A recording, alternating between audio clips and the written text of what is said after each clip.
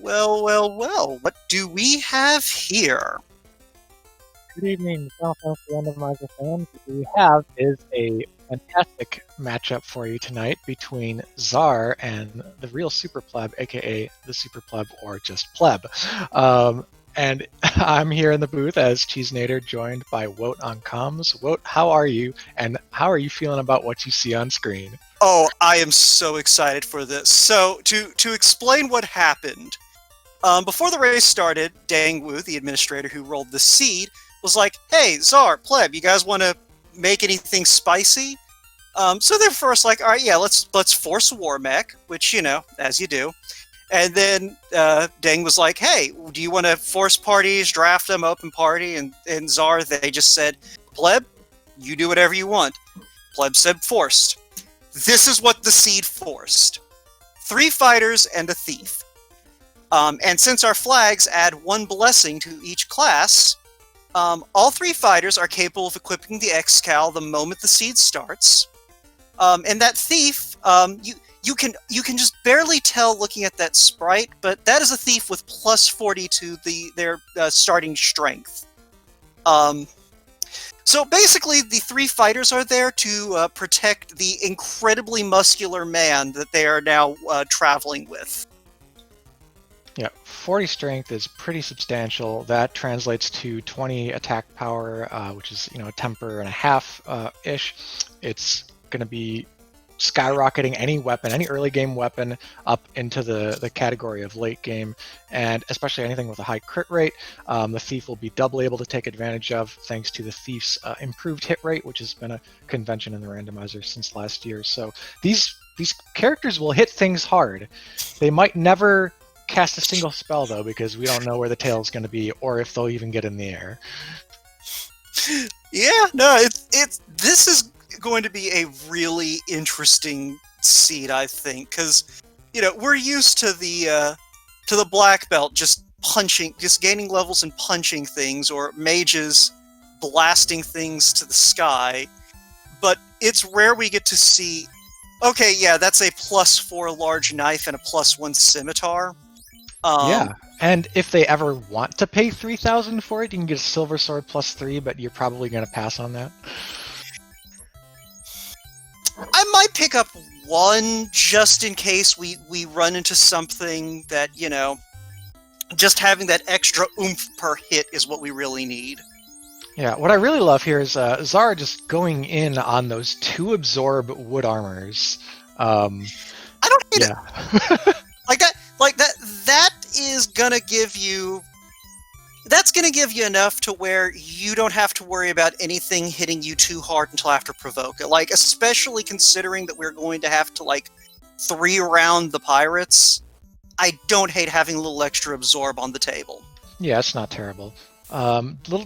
No, never mind. Same strategy. For a minute there, Czar was heading up and west, and I thought maybe would go straight to Garland, but they're actually both going to punch out some imps. I think it's really important just to go from level 1 to 2. You're going to double your HP, and that's going to make it so if you come across like a heat or a frost or something of that nature, you might not actually wipe your first time through TOF. Yeah.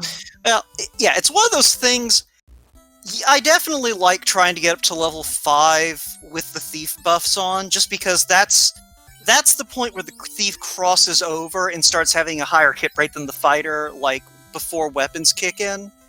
So I like trying to kind of hit that level 5, level 6 mark before I get too deep in, just so I can get that thief punching out those extra hits as quickly as possible. Pleb, with a bit of arachnophobia, just turned tail and ran away from those 2 spiders, but is going to take on the Gerwolf, Grimp, and Imp encounter here. This might be good enough for level 3. Honestly, it doesn't take much to get 3 in the randomizer, and there it is. So that's already up to about 80-90 HP across the board. Yeah, I believe we're playing with 2.3 times battle rewards and a plus 100, 150, something like that. Yeah. So yeah, we're going to be seeing a lot of quick gains up through probably about level 5 and 6 again.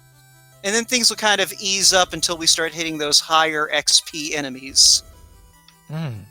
And Garland, only challenge here is that Technically, it's clamped HP. You don't often think about Garland's HP total, but it won't be under 100. So Garland will take maybe a few rounds of punching. We'll see.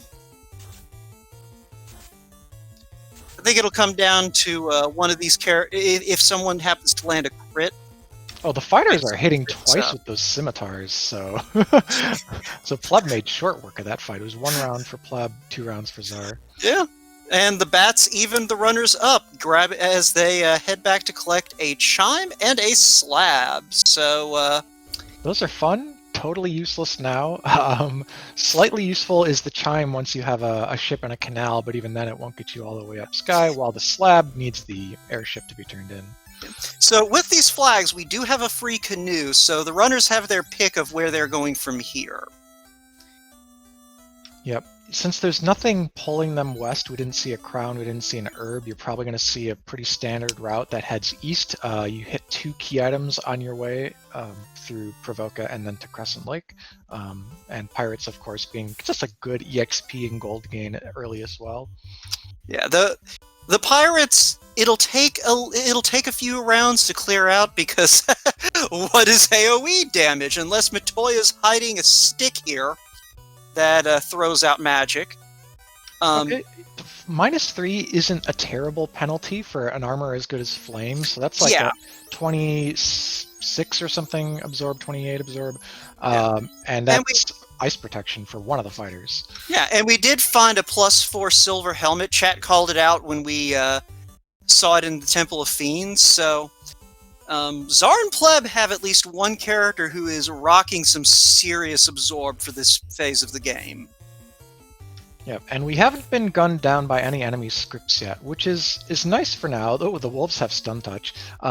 That said, you know, the less you see now, the more you see later. Yeah, I was going to say, I don't know if that's a good thing. You sometimes want to see a couple of nasty things early on, just so you're not seeing them on the Bridge of Destiny. Yeah. If overworld enemies have some of your bad scripts, at least you can quickly save and reset out of those. And in fact, they've been resetting already a lot to progress. Knights can get life and ruse if they promote. That is super clutch, though they're at the same tier. Yeah, I think that Czar seeing that, they now know, like, hey, I might want to put in a little more work, see if I can find that tail. And if Pleb I wouldn't be surprised if Pleb also checks level 2. Level 2 white magic being the only tier that knights can learn all 4 spells of, so it's a spell level you want to look in on just to see if bothering to get spell levels on your knights. Well, we found the tail. Wow. Okay, so this town is just like a starter kit for this party. This is just an entertaining seed all around. Yep. SuperPleb going to take Bicky from the back, get that little bit of an ambush bonus, but Bicky will be rewarding a canal, so something for a boat to sail through, but no boat. Alright, so onward to... oh man, Cheese. Do we dare dream of a ship or floater in ice with this party? I mean, a floater makes the seed substantially less entertaining, for at least for us, but it would be playable for them to get to promote so early. I don't think that even with promotion, this is going to be gentler. We got Ice 2 as the best AoE at level 2. I don't remember what was in either the first 2 spell shops. I'd have to check our notes. I don't think either runner checked the Canarius spells. So that's probably why we don't know. Like, I didn't see either of them even go up near there. Ah, okay. But yes, that is the Hangry Canuck on our tracking duty tonight, so thank you there. Yeah. And I don't think Pleb even peeked in the spell shops anyway. So Czar has that knowledge that when they promote, those knights are like Czar might, because there's some chatter beforehand of whether or not you're going to Dan any of these fighters. Czar, knowing that life and ruse are available, may opt to keep all 3 up. At the very least, two. I certainly think like you're going to want more than one of them for that redundant life. But we've got we're going to be fording some icy rivers today because Caribs have Blizzard. Also, I'm seeing some chatter over in chat. I would like to remind folks who are checking out the randomizer, there is a beta tab at the very bottom on the randomizer website that has all sorts of fun features that are still in development. Check them out and give the dev team feedback. That means join the Discord. Mm-hmm. You should join the Discord. We are locked into lethal combat here with some scorpions, but managed to get away for Pleb, who's actually up to level 6 now, pretty solid. And Czar, just checking out all our shops here in Crescent. Those chain armors, I don't know if we've suited up with anything better than the wood -1s yet. Those chains are cheap and effective. Oh yeah, and copper +3. And iron +2, iron actually. +2 is better by 1, maybe? Yeah, iron +2 is going to be 6, and the copper +3 is only 5. No, that's not... Oh, those are iron gauntlets, yeah. Yep. But yeah, so we are in pretty good shape. Yeah. At the same time, it's interesting. So the class, or no, not the class, but rather the item blessings and cursings, these pluses and minuses that you see here, they change stats from vanilla, and they really make vanilla shops substantially more interesting, right? Like a lot of the gear goes from trash to pretty good, and some of it goes from pretty good to you're actually going to finish the game with it. Mm-hmm. Yeah, even, something like a silver +4 hammer, it's not great, but if you had a white mage, you might take a few swings with that white mage if you didn't have anything better to do with them with that in hand. And that is a bottle from our old men. We're getting pretty trolled by the key items so far. None of them do anything with our current loadout. So our only option remaining is Marsh Cave or Ice Cave, right? So one of those two is going to have either... Actually, one of those two definitely will have Ship, because that just always is in the Inner Sea, and then the other one could have Floater, but probably not.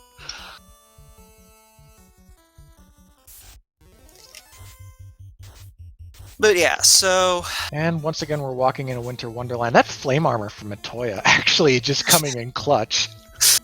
So remember how you were saying that there was nothing too bad here in the early game? I mean, yeah, it rears its head eventually, right? After you see like 7, 8 different enemy classes. Okay, also, am I crazy, or does it feel like Kareeves just tend to roll nastiness more often than not? Kareebs are terrible. I hate them. They're never my friend. They don't give enough experience or gold to be really worth killing. They're just a nuisance. You see them so much when you're just trying to do something like slog your way to Ice Cave, which is already painful enough. Mm-hmm. So, Czar going to go ahead, I assume, and peek the magic shops over here, too. Yep, and we're still checking out weapon and armor vendors. In fact, this might be the last armor vendor we really need to see because pro rings and gold bracelets, admittedly very expensive, are here. Yeah, well, you're not spending that money on the expensive spells in the first place, so what do you gotta lose? Yep. But pro ring is definitely essential. That'll give our allies death element protection, which is a lot of the instant kill spells.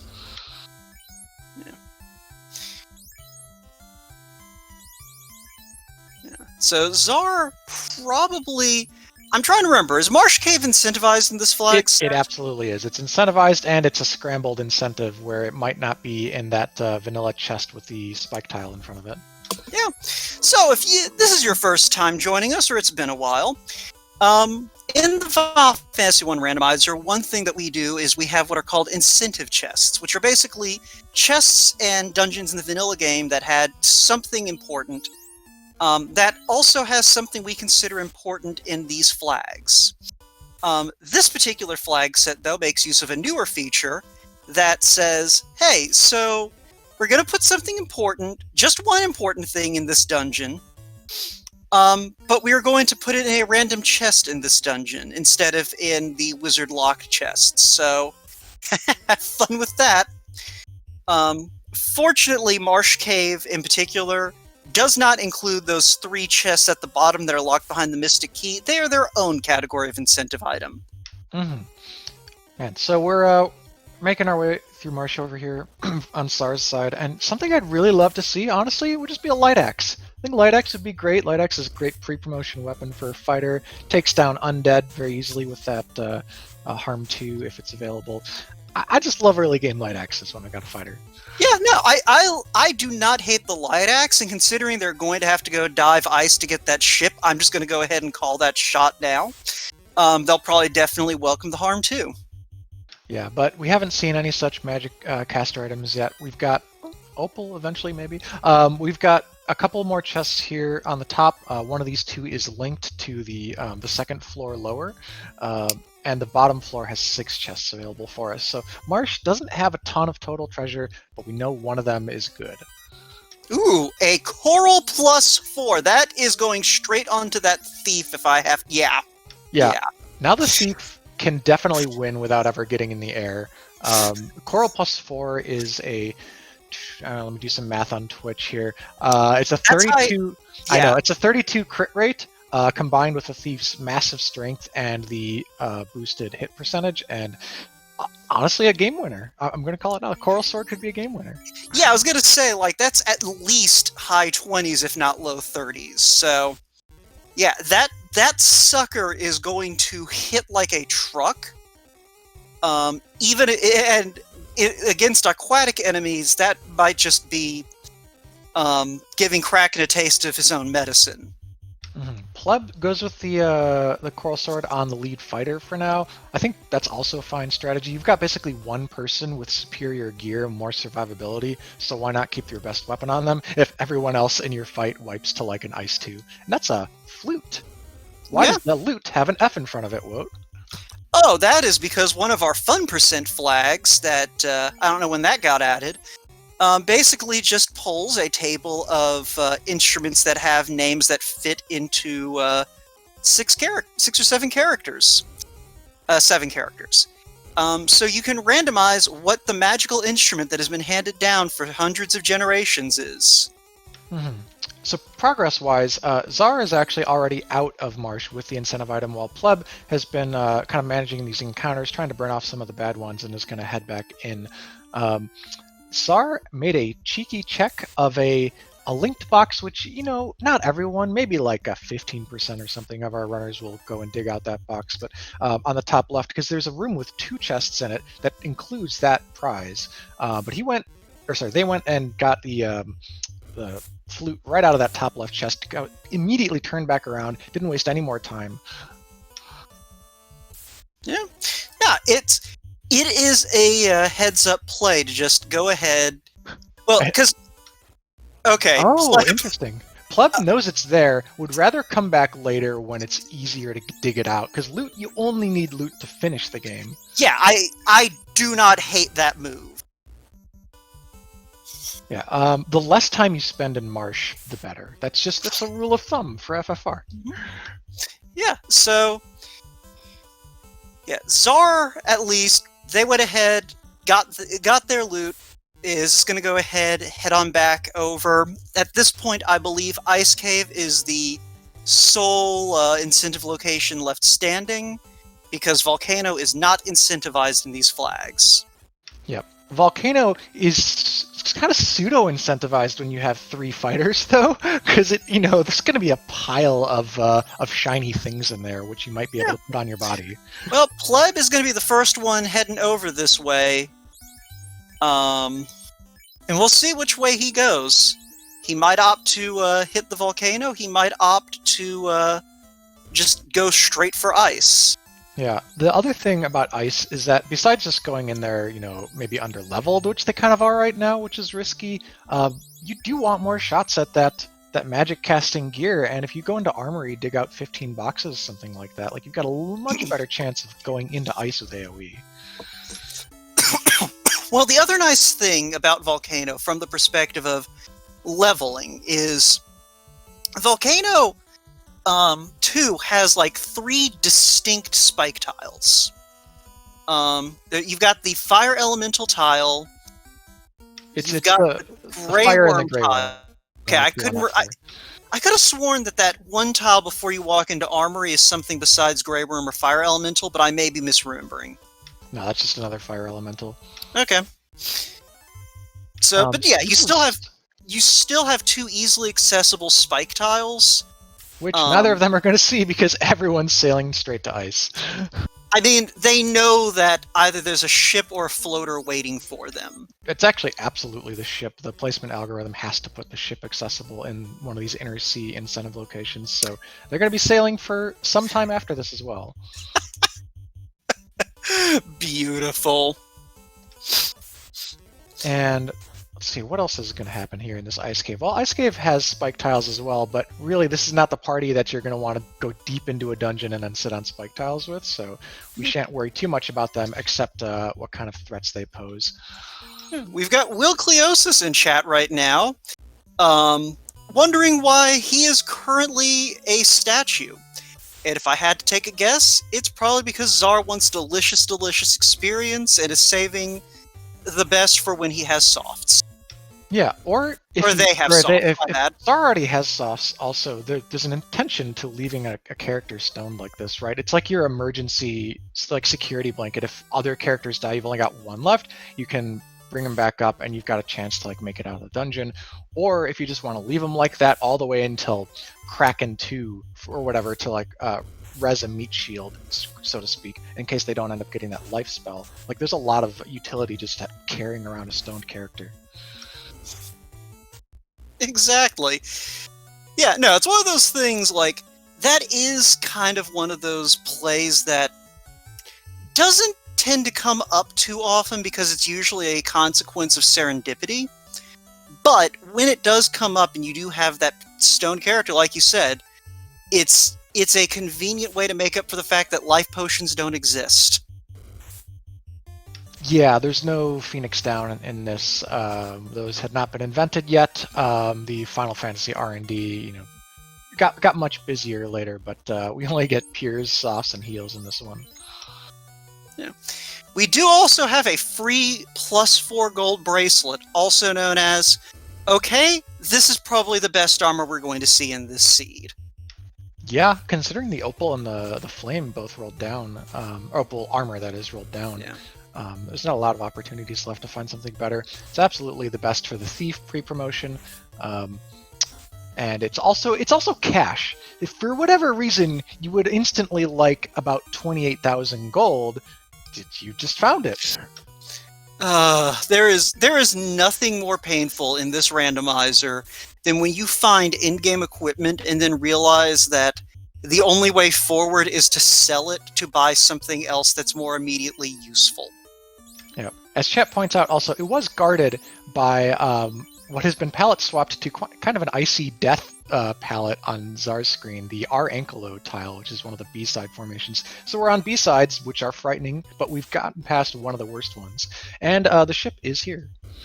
Yeah.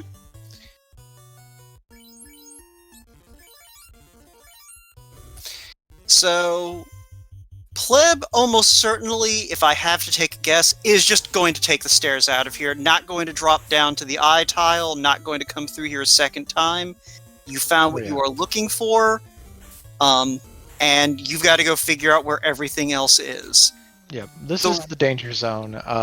Once we are out of the inner sea, ship safely in hand, the kinds of dungeons we're going to be doing from now on, the experience available, all those things are kind of improved for us. We're going to get out of the riskiest part of the game.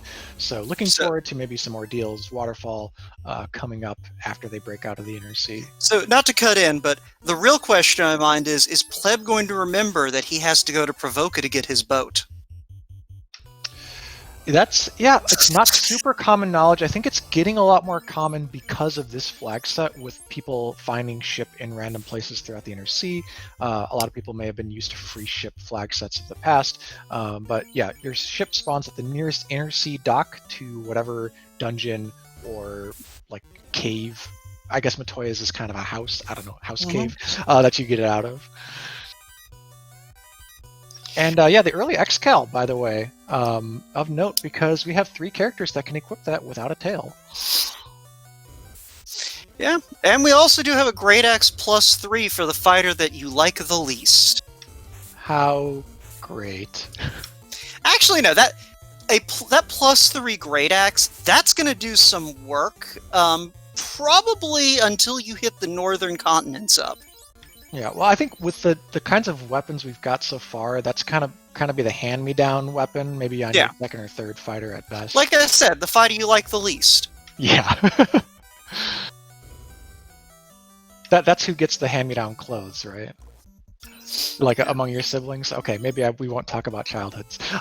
So Czar is out of Ice Cave, ship in hand, or do you carry a ship? Maybe you're in the ship's hands. Regardless, getting out of here with the canoe, going to be going to hopefully Provoca, which is the right dock. Yeah, so Czar, they did not grab that Excal, I think. So Pleb has a bit of a edge right now with that +2 Excal. So the Excal, Cheese, what makes the Excal so good, especially in this flag set? Yeah, it's good against everything, and by everything I mean basically all but about 3 or 4 enemies in the game either have a creature type or a weakness, and Excal is super effective against all of those. And in this flag set, not very commonly advertised, is a buff to the elemental bonus that you get when you have that advantage. There's an extra plus, I want to say 20 attack power if you have elemental type advantage against the enemy. That's going to be very significant per swing. Also, Nuke is level 1. Hello. That's going to be really handy for that Soul Ninja. And apparently Knights are going to be getting Fade, so... So we want that floater pronto, because we know where the tail is, we have nutty level 1 and 2 magic. Only thing we were really missing is like a fast or maybe a Cure 4 or something like that. I don't recall what the Elfland magic shops had. If I don't think we saw them. Okay. Czar's the only one who's been peeping them until now, and I don't even think... Yeah, I think Pleb stopped into Elfland long enough to heal up, and then went straight on to Marsh Cave. So, yep.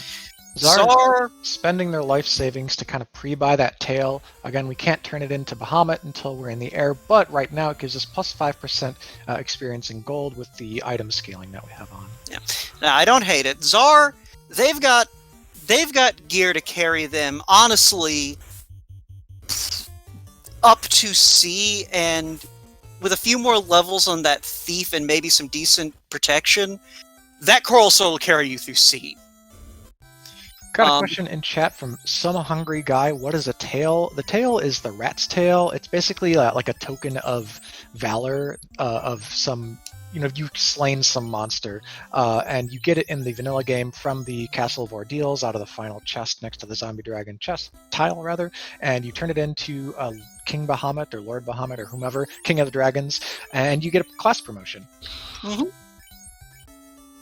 So, yeah, it's basically in this particular...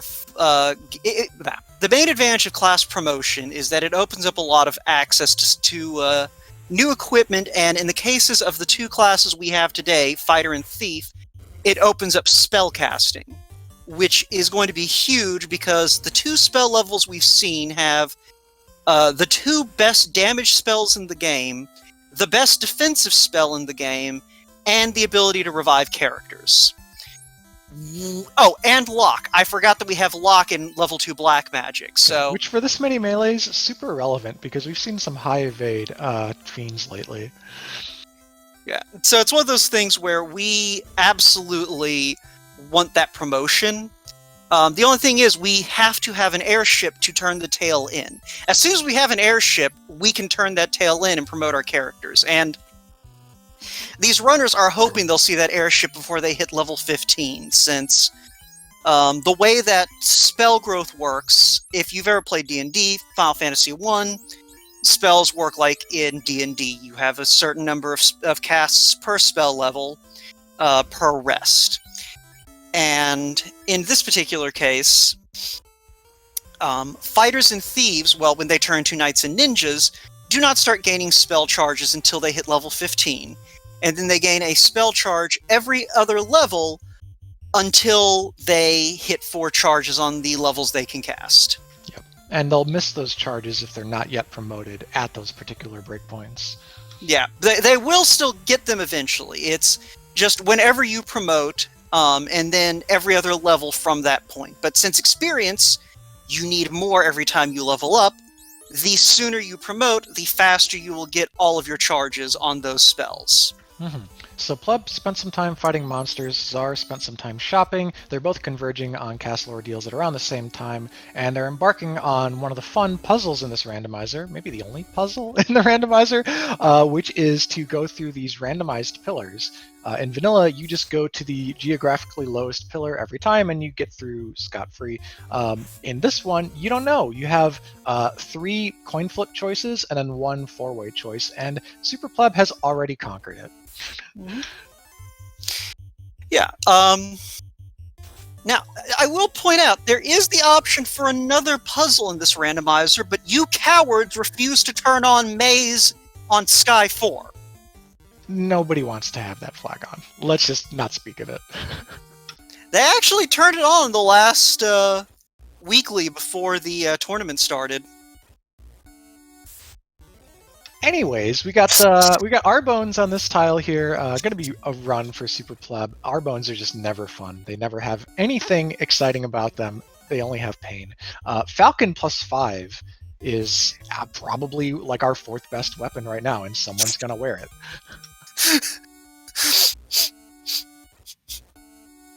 Gargoyles up there with our bones, maybe even higher, and today they have slow and squint.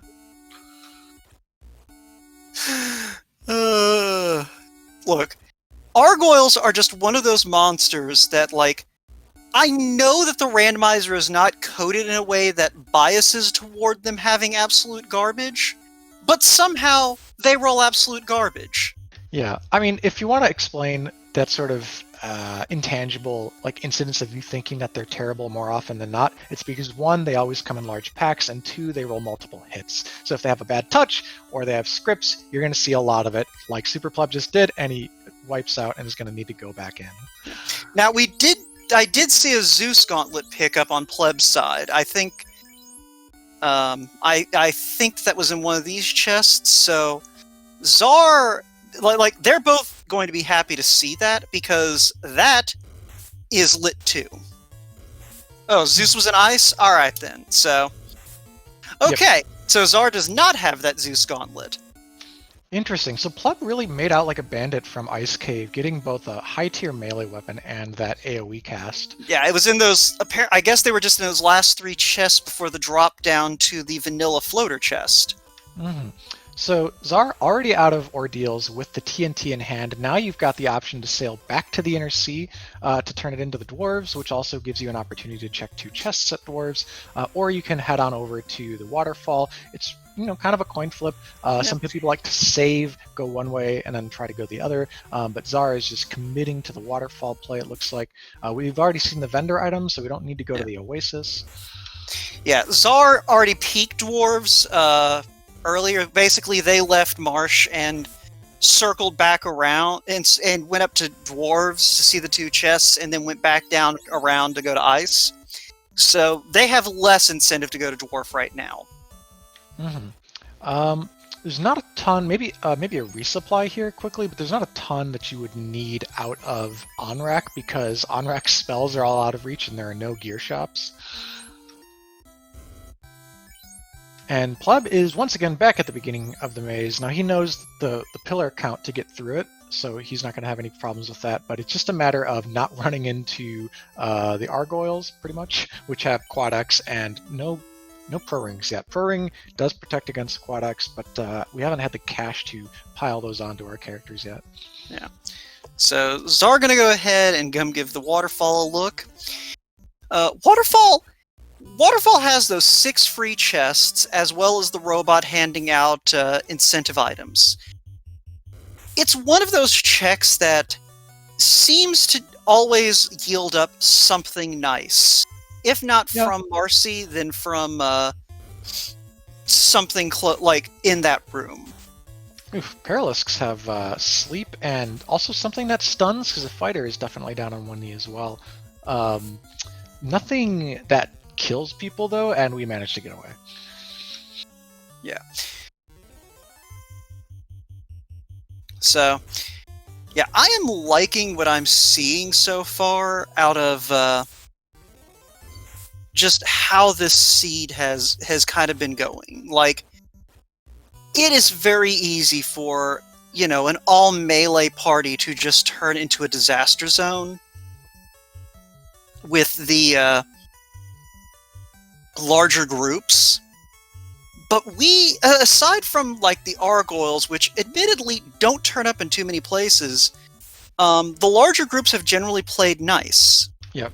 By the way, we got our first real route divergence with Pleb going back to the inner sea to turn in the TNT, while Czar continues to dig out the waterfall. We don't know the answer to which one of these is the best yet because we have not seen the robot. All right, let's see what is guarding the robot today. A bunch of golden giants. Yeah. Czar is an old hand at this game, and as long as I've like watched them play, that is a That's nice actually pickup hilarious. Yeah, Czar is going to save a lot of time double dipping dwarfs here because it's a long sail trip back and forth. Yeah. But now what I was saying is just as long as I've been watching Czar, they've preferred the whatchamacallit, the randomized palette flag for enemies. So I'm unsurprised that they're rocking that today. And that's another one of our fun percent flags. And the fun percent flags, by way of explanation, are just flags that do not affect the RNG of what the randomizer generates. They just let you do fun little extra things like renaming items or changing color schemes or things like that. Pleb here is going to be going on a bit of a goose chase after giving us the triple hooray from the Hooray Dwarf, because that's a crystal from Narek. Is Narek the one who blows up the canal? Yeah, Narek is the boomy dwarf. So that's a crystal. Going to mean heading over to Matoya, but if this turns into like a power gauntlet or a white shirt or something, and the one true way was to follow the waterfall adamant trail, then Pleb is just going to be down a ton of exploration time. So we'll see. There's upside and downside to either of their plays. Neither fetch quest has seen its final conclusion. Yeah. So here's the real question for you, Cheese. Do you know the name of the dwarven blacksmith?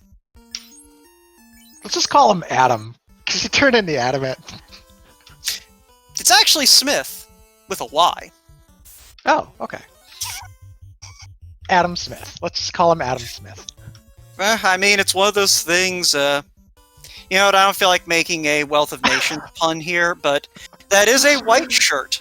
Oh, and boy. a really good white shirt if anyone could wear it. So Super Pleb waving the flag of surrender on this particular fetch quest route. Czar had it right, and they're going to be very rewarded by really not the white shirt, which they eventually get, but this adamant is going to clearly have something, because what's our other option? Like, we've got a chime. Maybe there's something in Mirage? There could be. God, the floater in Mirage Tower requiring you to follow that chime you got from the king would just be... But, let's see. I mean, the adamant could just yield up the herb. Well, ideally, for me, this whole chain of adamant and so forth is going to lead to successive required incentives, clearing out Sea Shrine and all that, and eventually being in go mode without Sky's item, which would be the floater, maybe in Mirage. That just gets skipped, and then they never get to promote, and we see an endgame without all that fancy magic.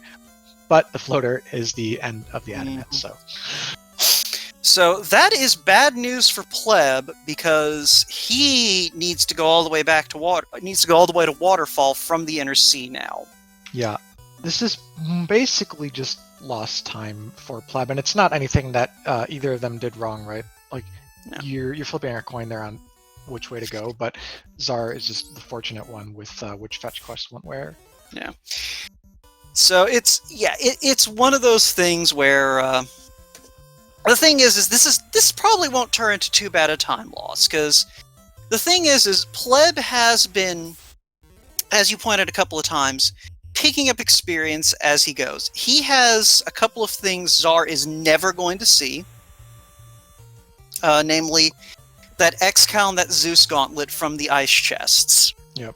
The relevance of the Zeus Gauntlet, though, because I mean, I'm sure we're up to around level 10. Yeah, 10 on Czar's party. So just 5 more levels to go after getting in the air and promoting before Nuke and Fade. Yeah. But, I mean, okay, here's the thing. You're only going to have 12 shots of Fade and 4 shots of Nuke. Yeah, And it's not like we're going to be relying on that, but it means that whether it's chip damage on the Fiends or just any like unruly mob in Sea or Sky, like you've got the answer for it. Yeah, but it's still one of those things. The Zeus Gauntlet is still nice to have. It's still nice to have the option of, you know, saving a spell charge, throwing that Lit 2 out there, and just saying, see you later. Mm-hmm. The Sarda check here, or the Zarda check, is giving us just an herb, so we're going to head over to Elflin Castle, turn that in, wake up the prince. Still missing a lot of our endgame key items. We need Rod, Cube, Oxiale, and Key.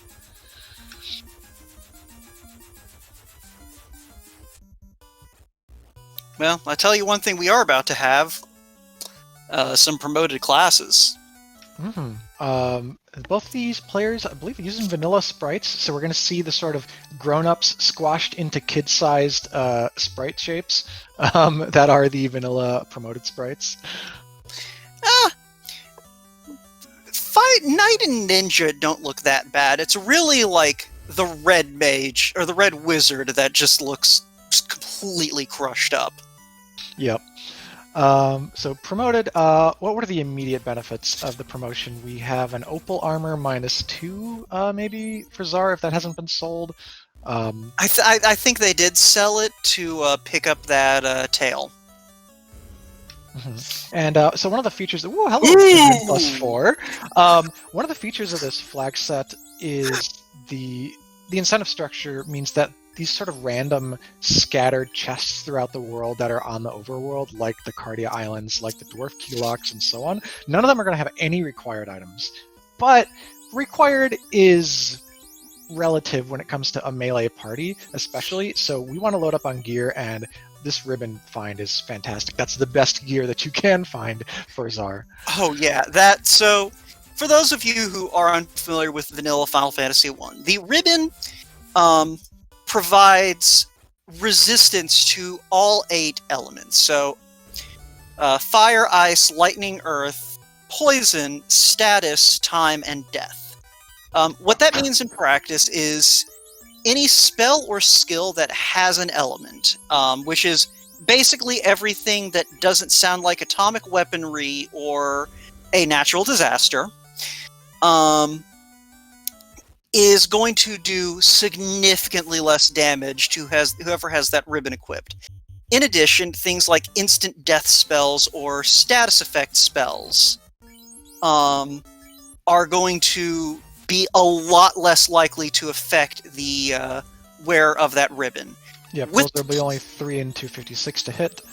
We've gotten a lot more out of Czardia already, by the way. This Pro Ring, that's whatever. You can get that out of the shop. But we got Mjolnir, aka the Thor Hammer, and a Light Axe in the same room. So now we're really loading up on those free casts, which is going to make getting to level 15 faster. And then, as you were saying earlier, just getting in, free chip damage every fight.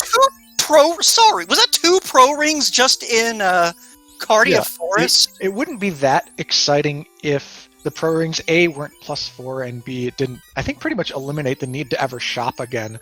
Since now with all these Pro Rings and ribbons, like, we're set. We don't need to go back to that shop with all the gold bracelets and the Pro Rings and so on.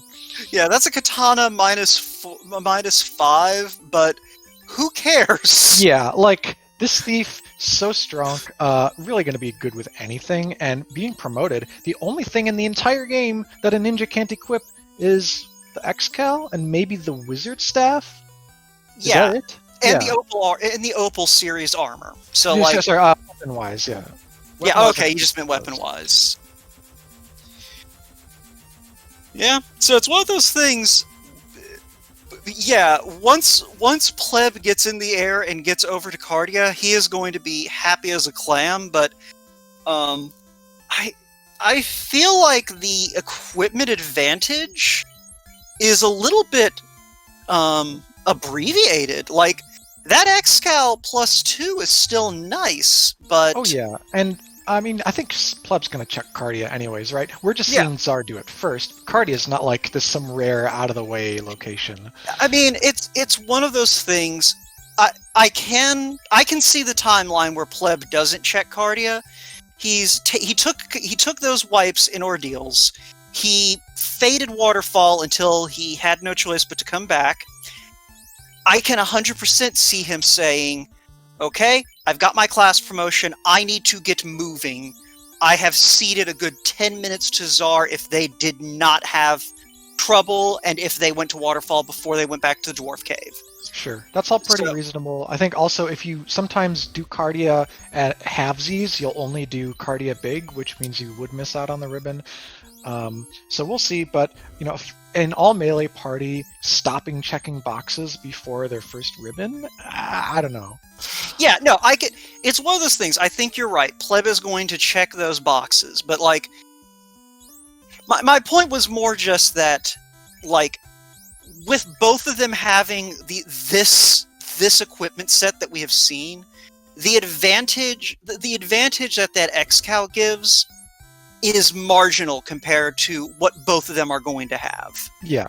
I would say gear after they kind of finish their post-floater checks is going to be mostly a wash, and we're really just looking at just straight up progression advantage, which Czar is still ahead on by a good 5+ minutes. Yeah, so okay, I think we found our Ruby. Or, as it is today, the salad. Titan's a vegetarian. Oh, yeah. That didn't immediately register with me. I've seen the instrument one enough times to know that I need to think lute, especially when it's flute and it's only one letter off. But salad, I was like, huh? But yeah, finishing the point I started to make and then interrupted myself to make another point. I think you're right. Pleb is almost certainly going to scour Czardia because, as chat is also pointing out, you need every drop of gear you can for this party. You don't skip out on free chests.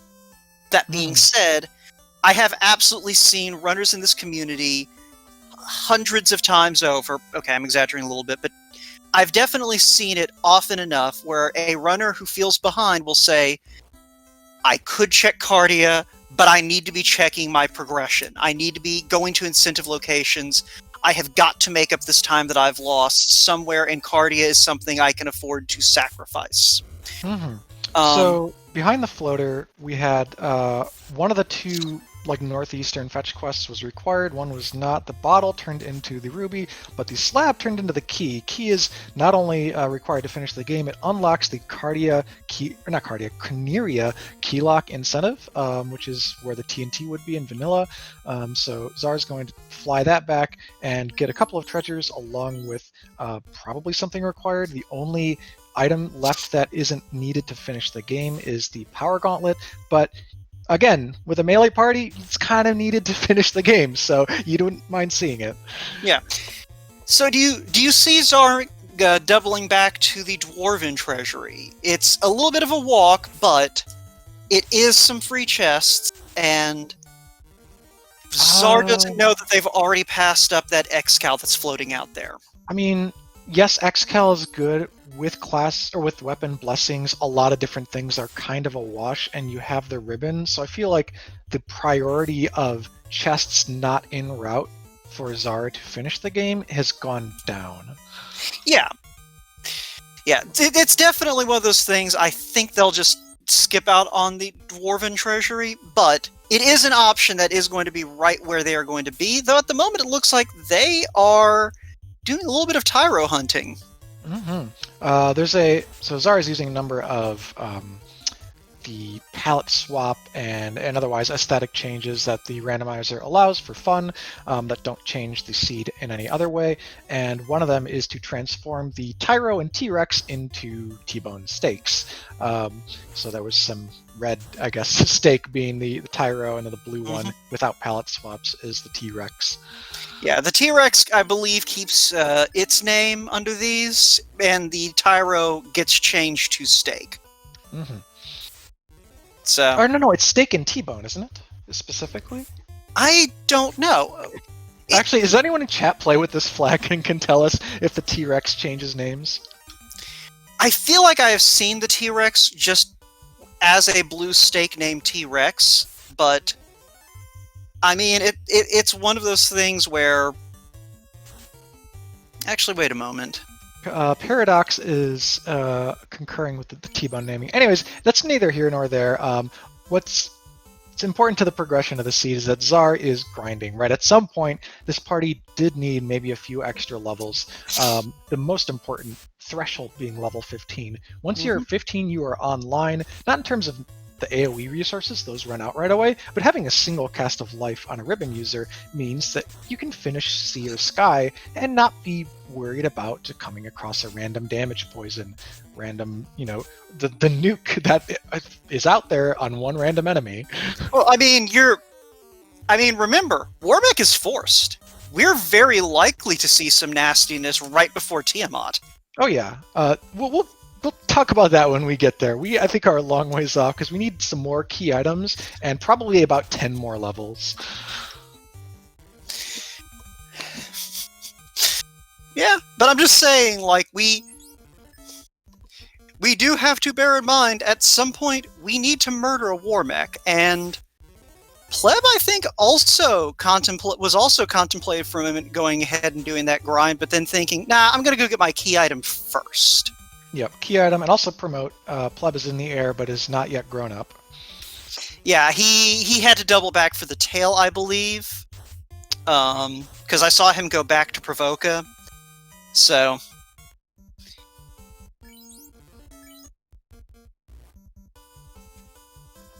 all right, so it's actually interesting that they've both kind of converged on this long forest around Lefane. Makes it feel like the race is a bit closer than it is, but again, Czar has somewhat of a pathing advantage, has been to promotion and back, has been to some extra shopping trips, and is also now good 4+ levels ahead.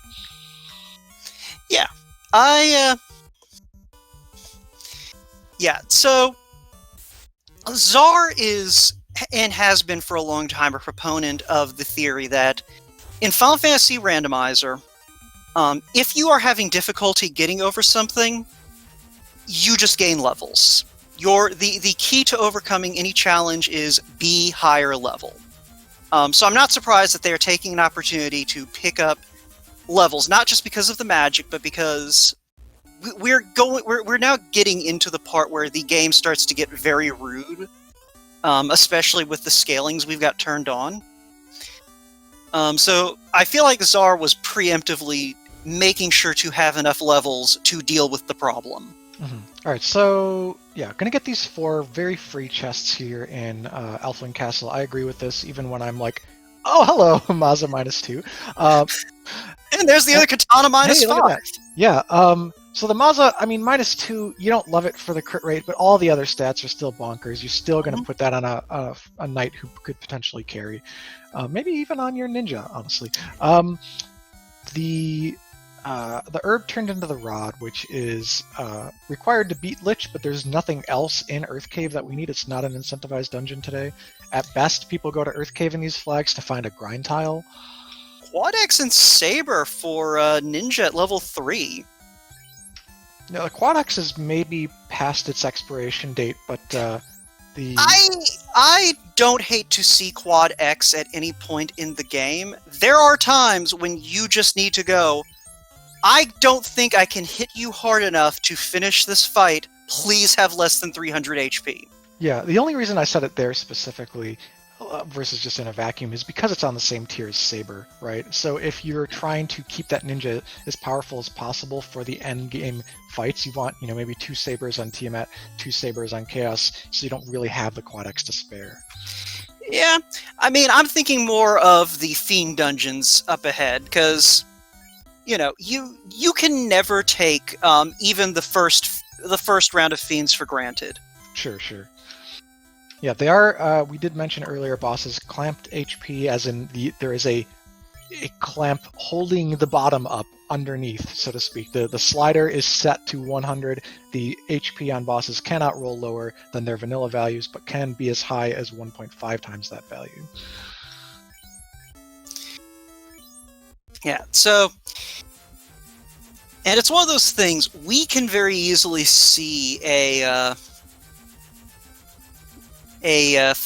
one of the Fiends roll high evade, high absorb, and Czar is going to go check the Dwarven Armory. There must be something they're still hoping for. Maybe a second ribbon, maybe an Excal. Defense sword, I think, is probably the last thing I would personally look for. We're all different in how we play the game, but I feel like Czar has everything but that for winning the game. When you've got a knight with ribbon, life, Maza, and so on, like, you're already almost set. Defense is the last piece of that puzzle. Yeah. We do have that white shirt that we got out of Matoya. That's true. Don't forget that. So,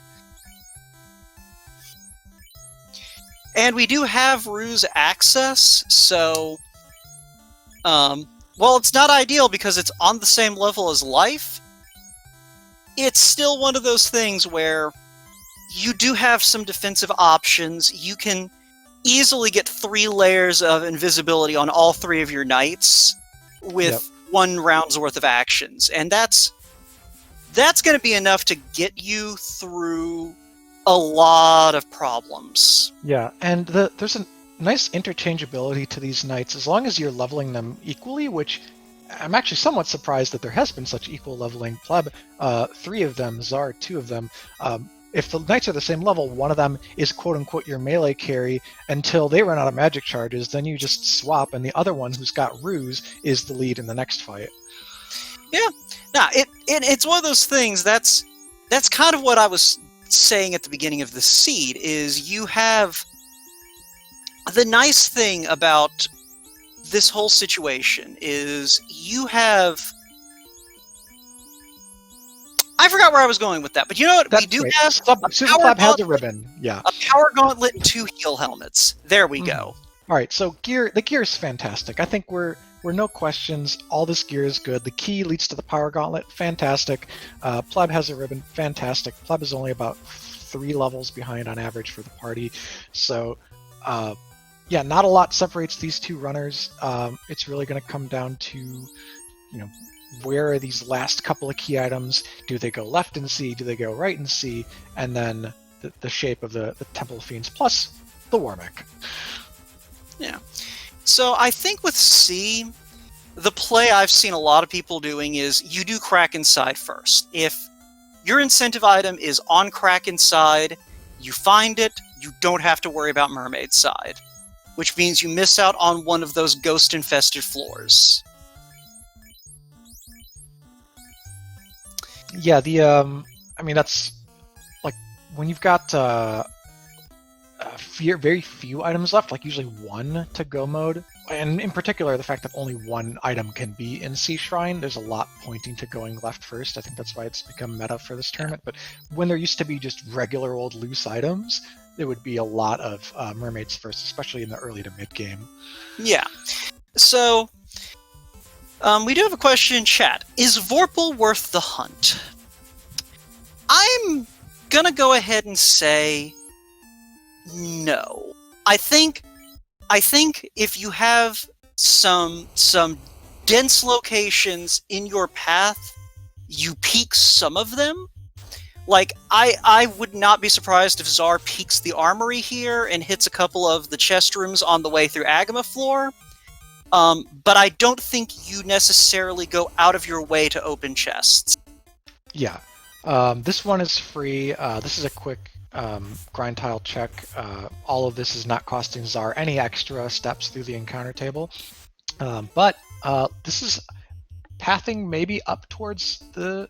Wow. Okay, Czar checking some hairpin chests. I don't know how deep they're going to go here, but with the defense +5! Oh! Whoa. Wow! Just a few steps out of the way there. Big play from Czar. Not only is that important for its utility, we talked about the evasion casting earlier. That's a finishing weapon. Defense has high raw stats. +5 puts it at 25 crit rate. Put that on anyone with a ribbon, they are golden. That's what, a +42, +45 damage weapon?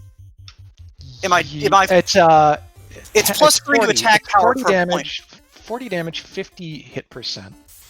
Okay. But yeah, no, that is... And Czar immediately puts it on the ninja. I love that move because that ninja does not know how to cast Ruse, but doesn't need to now. And that ninja is going to hit like a freight train. Yeah, and a mage stick. So we now have all the elements except for the poison and the ice elemental caster items. So pretty good balance if we need extra charges to get through any of the moving grind we want to do along the way. I don't think we're going to sit here on this Manticore tile. You can see those in Sky. Yeah, now I do like Czar still checking the treasury. They have enough experience to know, even if it feels like you have everything you could possibly want, if you already committed to doing something, you finish it out. Because, just ducking out once you have that commitment is going to cause you difficulties later. Speaking of ducking out, though, they're ducking back into this Manticore fight. This is round 2.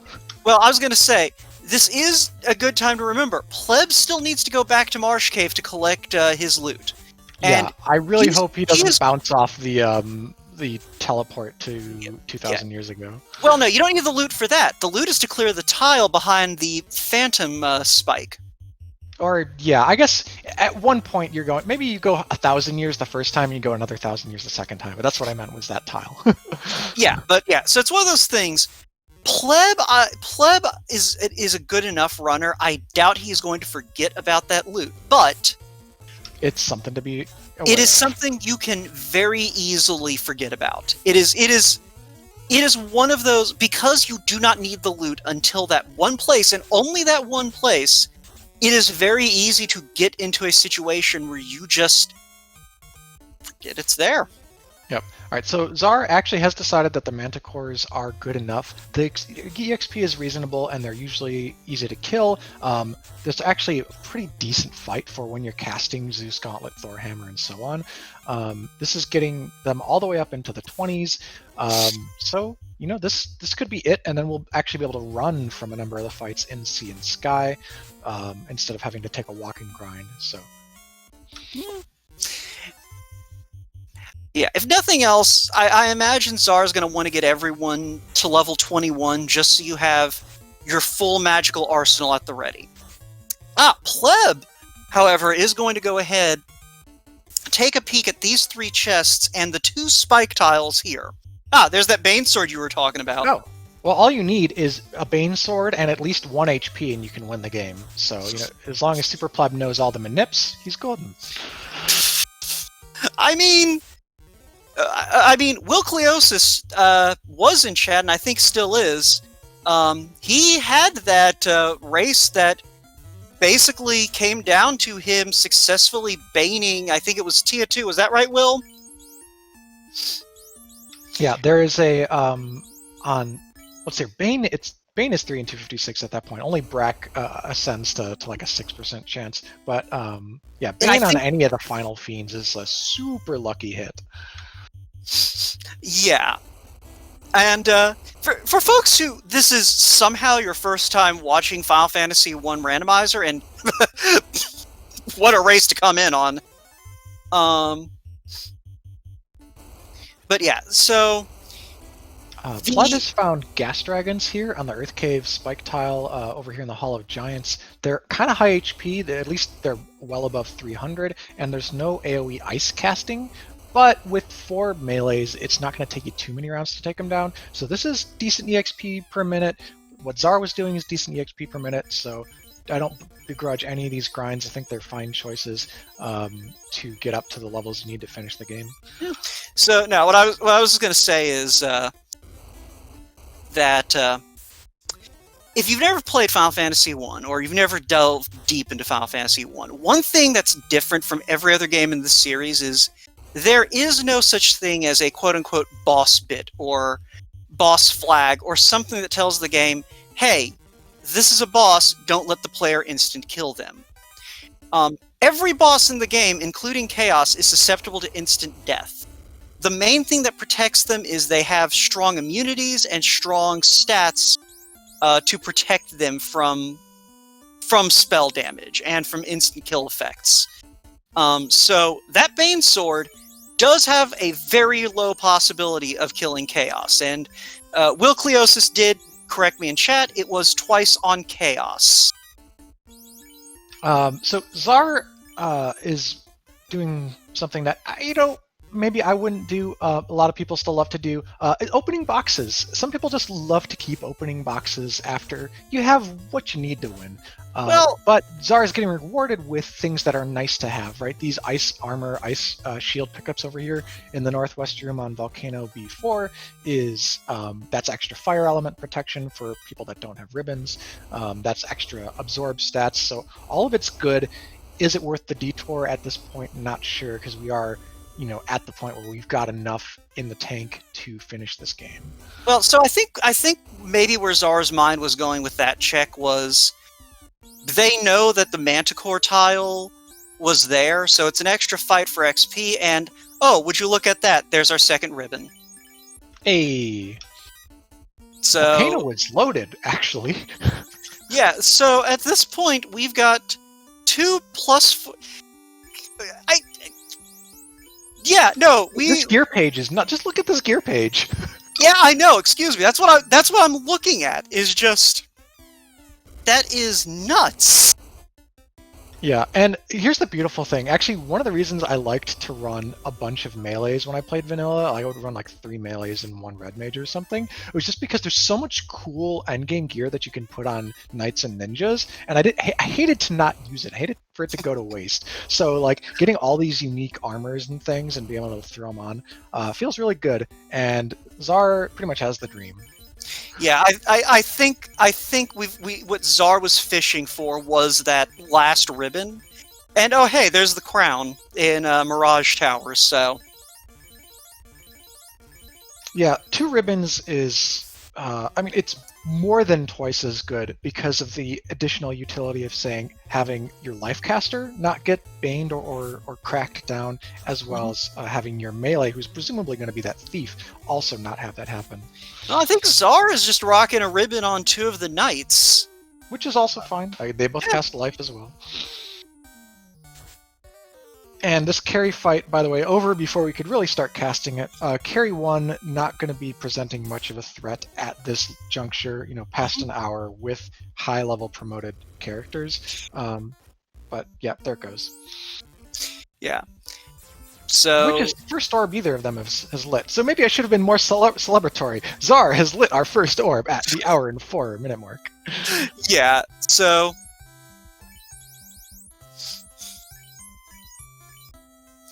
yeah, now it's one of those things where, like, Carry 1 is one of those bosses that you can never feel comfortable about below, I'd say, level 15 or so.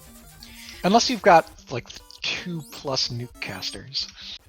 Even then, like, the thing about Carry 1 and Carry 2 is they have deceptively high magic defense for the kind of threat level most players tend to assign them.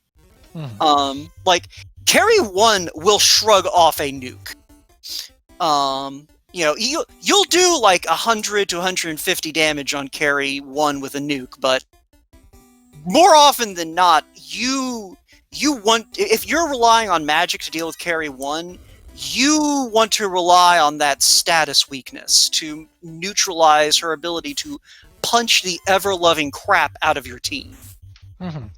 So we've got another bit of route divergence here. Zar prioritizing just the easy fiend kills, with Carry and Lich both being in non-required dungeons non-incentive dungeons, but that are required just for the orb, while SuperPleb going to Sea Shrine, which will have an item, and I'm pretty sure having I'm pretty sure Earth Cave is incentivized.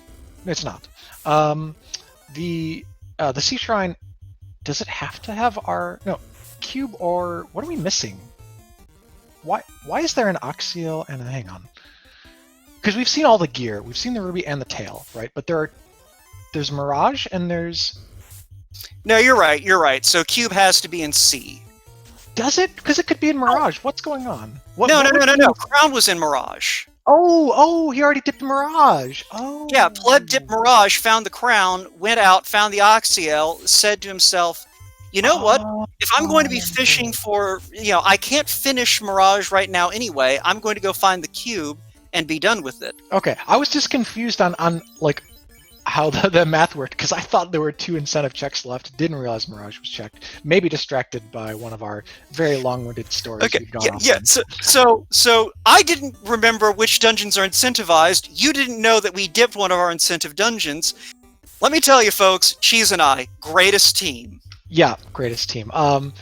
Power stick +5, definitely endgame weapon right there for SuperPleb. We're gonna just throw that right on our it will sell for a lot of actually it's just useless right now. In all fairness to the power +5, if we had a mage who somehow, there is no situation where you would ever equip that power +5 at this point. So Zara is going to run over the speed bump here. Lich should go down in 1 round, even with clamped HP, because we've got that X-Cal. Indeed, 5 hits, 523 damage. Goodbye. Cube is in the mermaid side, so Pleb rewarded for going right side first. As we were just talking about earlier, left side has been kind of the meta, but Pleb is going to save a number of chest checks. Though still wants these scattered mermaid boxes. Has exit, though. Exit savvy pickup even for somewhat late game, because Pleb able to immediately get out of mermaids for the price of 1 extra menu in Elfland. Yeah, I didn't see if Zar also picked up that exit. I would expect they would, because you had the money and it's night learnable. Zar doing a little bit of just assessment of the team, also realizing that Oxiel is not in hand, so flying towards Sea Shrine maybe, but no, divergence, here we go. Now we're going to Mirage, we're going to pick up what eventually leads to the Oxiel, so Zara is on the correct trajectory. So we've got more total key items in hand and or known about. Pleb is in no mode with the loot being in Marsh.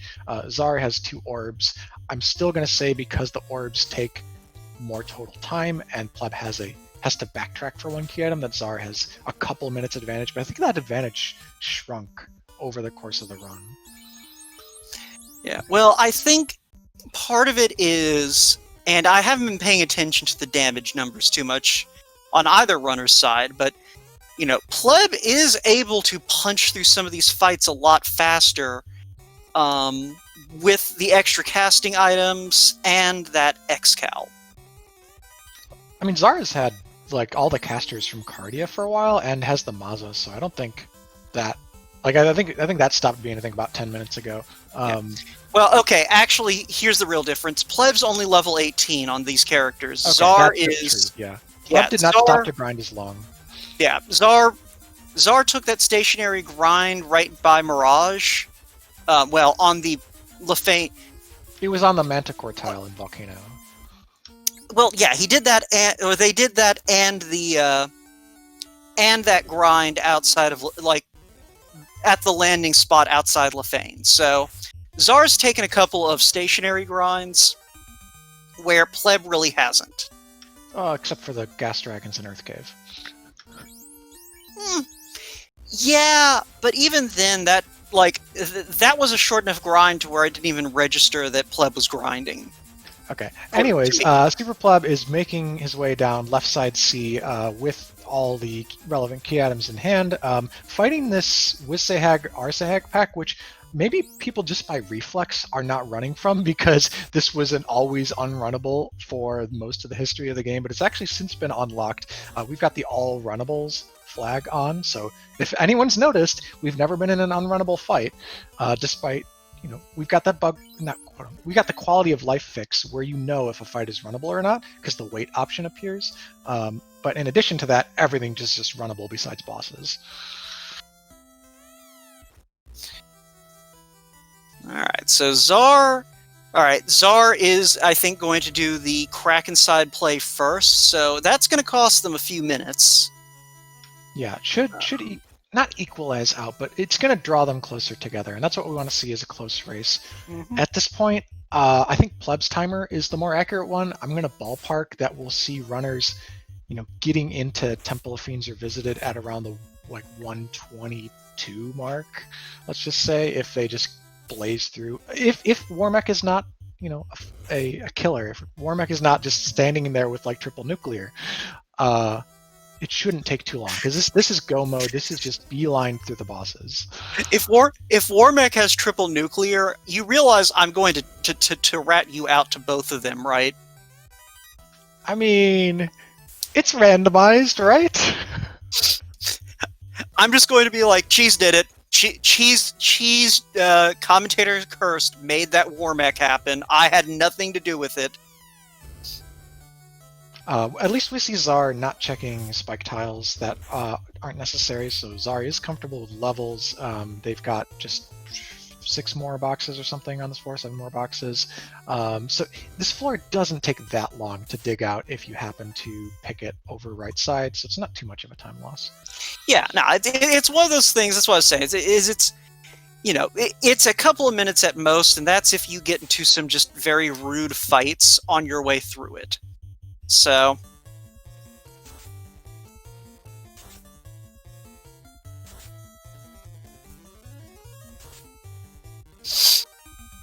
but, so Pleb going into our Kraken 1 fight. Kraken 1, one of the fiends that can still be a problem, as you can see by the fact that Pleb is just layering on the ruses and the white shirt.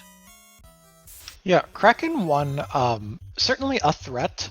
I think when you are this high absorb on this many characters, you're not thinking, you know, one-shots on everyone, even with a high stat roll from Kraken 1, but still dangerous, though it looks to be missing after a couple of evasion stacks, so yeah, this should go down relatively quickly. We've got lightning elemental damage, which is Kraken 1's weakness, and additionally we've got some pretty strong melee attackers.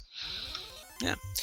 And I missed that we picked up fast at level 4 Black Magic. I saw it mentioned in chat before, but I wanted to see it with my own eyes before I said nothing.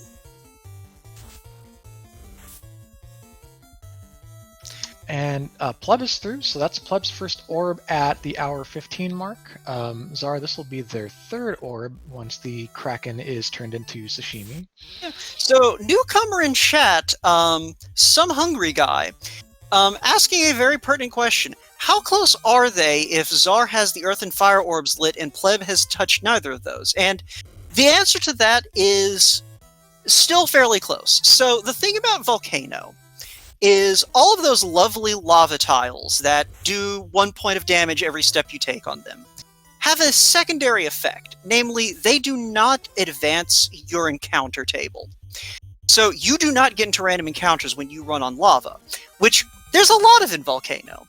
So if Pleb doesn't stop to loot the way Czar did, which seems very unlikely at this stage of the game, Pleb will have carry killed in about 2 minutes from setting foot in Volcano, and Lich will take maybe 3 to 4 minutes if you just run into some really annoying fights that you can't get away from easily. It looks like Pleb is, unless this is just for burning off encounters, Pleb is going back left for more time on the gas dragons, so that will slow down the progression here and let Czar kind of continue this lead. Czar is already just smacking Kraken for a bunch. Well, 3 hits, 3 damage, maybe not so much, but there was a hit for 250 in there. And we've got Fast, by the way, on the Ninja. We didn't really announce that earlier, but Fast is in hand. We've got the attack doubler for Topher, so really going to help out with our endgame. Promoted ninjas and knights are so good. Far cry from the parties we started with. We're just making quick work here. 9 hits, 604. Czar slays the Kraken and collects their 3rd orb. After some lobsters, the true final boss of Sea Shrine, 7 lobsters. So for folks who are wanting to get into Final Fantasy 1 Randomizer and maybe are thinking about learning it well enough to race it, here is a very important tip. If your party is badly injured after a fiend fight, hit start. Just as soon as that fight is over, hit start. Heal up your survivors, because you can still take fights in the altar rooms. And it has happened just often enough where we have seen in races someone barely survives a difficult battle, just beelines for that orb so they can get out and save, and then get smacked down by a fight one step from the orb and has to do it all over again. Pleb has exited out from the grind, and we'll see what direction he's going. Okay, that was just a save, I guess. Maybe a house to get back some fade charges. And chat immediately pointing out where it has happened in this tournament. Oh, yikes. Apparently Canuck had it happen to him against Pleb, and Arson Horse had it happen as well. So if you're watching... If you're watching the VODs later on, there's a couple of races right there where you can go see it happen, if you're into Schadenfreude. Yeah, so Czar, who did carry the loot out of Marsh Cave, is just a few chest checks here away from go mode. Depends if they go... Okay, they're going to the middle of this room first, which is good. Smack dab in the middle is the cube. And let's just back out. No more chests, right? No, okay. Gonna check more chests. Some people just love the shinies, right? They just love to continue opening the boxes. Well, okay, here's the thing. That 3rd ribbon is still somewhere out there. These chests are free. You've already done the hard part of getting down here. I don't hate the play. Sure. Anyway, so Czar has everything they need. They have levels, 3 orbs lit. You just need 1 more, which is guarded by 2 fiends, maybe 2.5 fiends if you count Warmech as kind of a super fiend. Warmech is the equivalent of a fiend refight. Yep. Like, Warmech is nasty. Who would you say, just in a vacuum, who is scarier to you, Kraken 2 or Warmech? In a vacuum... Warmech. Because, okay, here's the thing. Kraken 2, you at least can throw spells at. You can buff your way around most of Kraken's nastiness if he doesn't roll just the worst spell table. Like, you can make yourself evasive enough to take a lot of bite out of Kraken 2. Yeah, you might come out of that fight with 1 party member alive, but you can keep 1 party member alive for a while against a punchy Kraken 2. Warmech is almost always going to have something nasty, and Warmech rarely rolls punchy. I mean, I think also, but the thing is Warmech also is resistant to everything, it's really just about the base stats and the resistances, right? Yeah. So like Warmech has the advantage in all of those except for how much physical damage is going to be output on average. So it's really a question of, are you more scared of punching, or are you more scared of just a thing that's harder to kill? I'm more scared of a thing that's harder to kill. Sure. Because in Final Fantasy 1, the best defense is never seeing everything that something has in its script. Oh yeah, see, Pleb has finally turned away from the gas dragons. Looks to be comfortable with levels. Czar is checking the. Oh my god. Czar checks the top center of Sky 3 and finds the 3rd ribbon because luck has just blessed them today. So that's the Sky has a lot of chests, right? Between Mirage and Sky, there's a lot. Didn't have to check most of it. Still got the 3rd ribbon. Gonna need that for my next race, I think. I mean, I called that Czar was probably hunting for that third ribbon. If they pull a Vorpal out of these last 4 chests, I don't know how I'm going to feel about it. I'm probably going to laugh some more. Now, let's say Vorpal's out in the Vanilla Mazza chest. That's the ideal spot for it. Still taking fights. I don't disagree with this. You really, on this flag set, as I learned last night, even mid-20s might not be quite enough to get the job done at the end, especially with minimal spell resources. So Czar's still fighting on the way up. Gonna have to confront Warmech. So if the Warmech is for whatever reason a wipe, any items gotten, any experience gained will be lost as they reset out. But we're gonna hope for the best. Yep, we do not have our Dragon Warrior style flag on for this tournament. So we're on the Bridge of Destiny here. The Bridge of Destiny, highest encounter rate in the game. It's twice as high as the Air Floor and Temple of Fiends you visited, and full of things like air and nachos and sorcerers and mudgrolls and fighters and occasionally Warmechs, but they're not going to be random today. The required Warmechs is fixed in front of the Tiamat door. Yep. So, yeah, no, knowing that there is a Warmech coming and knowing my healing resources are basically limited to potions and a single heal helmet, because I threw my second heal helmet away because there was a ribbon +4. If I'm in Czar's shoes, I want every drop of experience I can wring out of this. Sure. Okay. To be fair, 2 heal helmets in Randomizer, he'll be fine. They'll be fine. Czar taking on the Warmech, gonna ruse on the lower knight, white shirt from the top knight, fast coming out from the ninja onto the ninja. Okay, so basically a bunch of tanks and a thing that does damage on bottom. And Warmech not too intimidating there. A 1-stack evasion knight was able to soak a single hit for 164. These non-buffed attacks aren't doing a ton, 2 hits-ish each, so it looks like high absorb and evade for the Warmech. Nuke immediately coming out in the spell list, and the ninja is down! So that's the first cast. Brutal high rolls there from Nuke, which can do up to 400 damage. Yeah. So now your priority is get to max evade, make sure a physical attack never hurts you again, and then just roll the dice on spells. And also, the evade here is nutty. Do any of these have the power gauntlet? No, the ninja had the power gauntlet. He was bonking up. Yeah. When this feels like a reset. Like, look at how much damage we're getting. It's not a lot. Yeah, Czar. So this Warmech's gonna have a minimum of what? Oh, well, slow 2 missed. 2,000 Actually, health? slow 2 missed, and Warmech's 1,000 to 1,500. It's fine if no more spells come out, right? Because the physical attacks are a non-issue. SuperPleb, by the way, gets the loot out of Marsh Cave and has Earth Orbs. So SuperPleb catching up. Oh, hey, yeah, Warmech is fast! Warmech, okay, fast. Again, if the enemy's hitting twice as often, it still doesn't matter if you're at max evade, right? So yeah, you're only getting through on a 3 and 256, basically. It's just a little icing on the cake. Yeah. 2 hits, 96 damage. Like, when you have rounds that you get about 100 dealt, you're going to be fine. I was just worried when I saw 1 hit for 1 damage frequently, but it's the damage is only going one way. Hang on, is that a short spell list? Because Rub was before Nuke. Oh, yeah, that's a short spell list, and we've got a 9 HP knight. So, Czar! Just Czar! And Czar was not... This is where you... Okay. Oh. Yeah. Anyway, so what we're going to need is... So...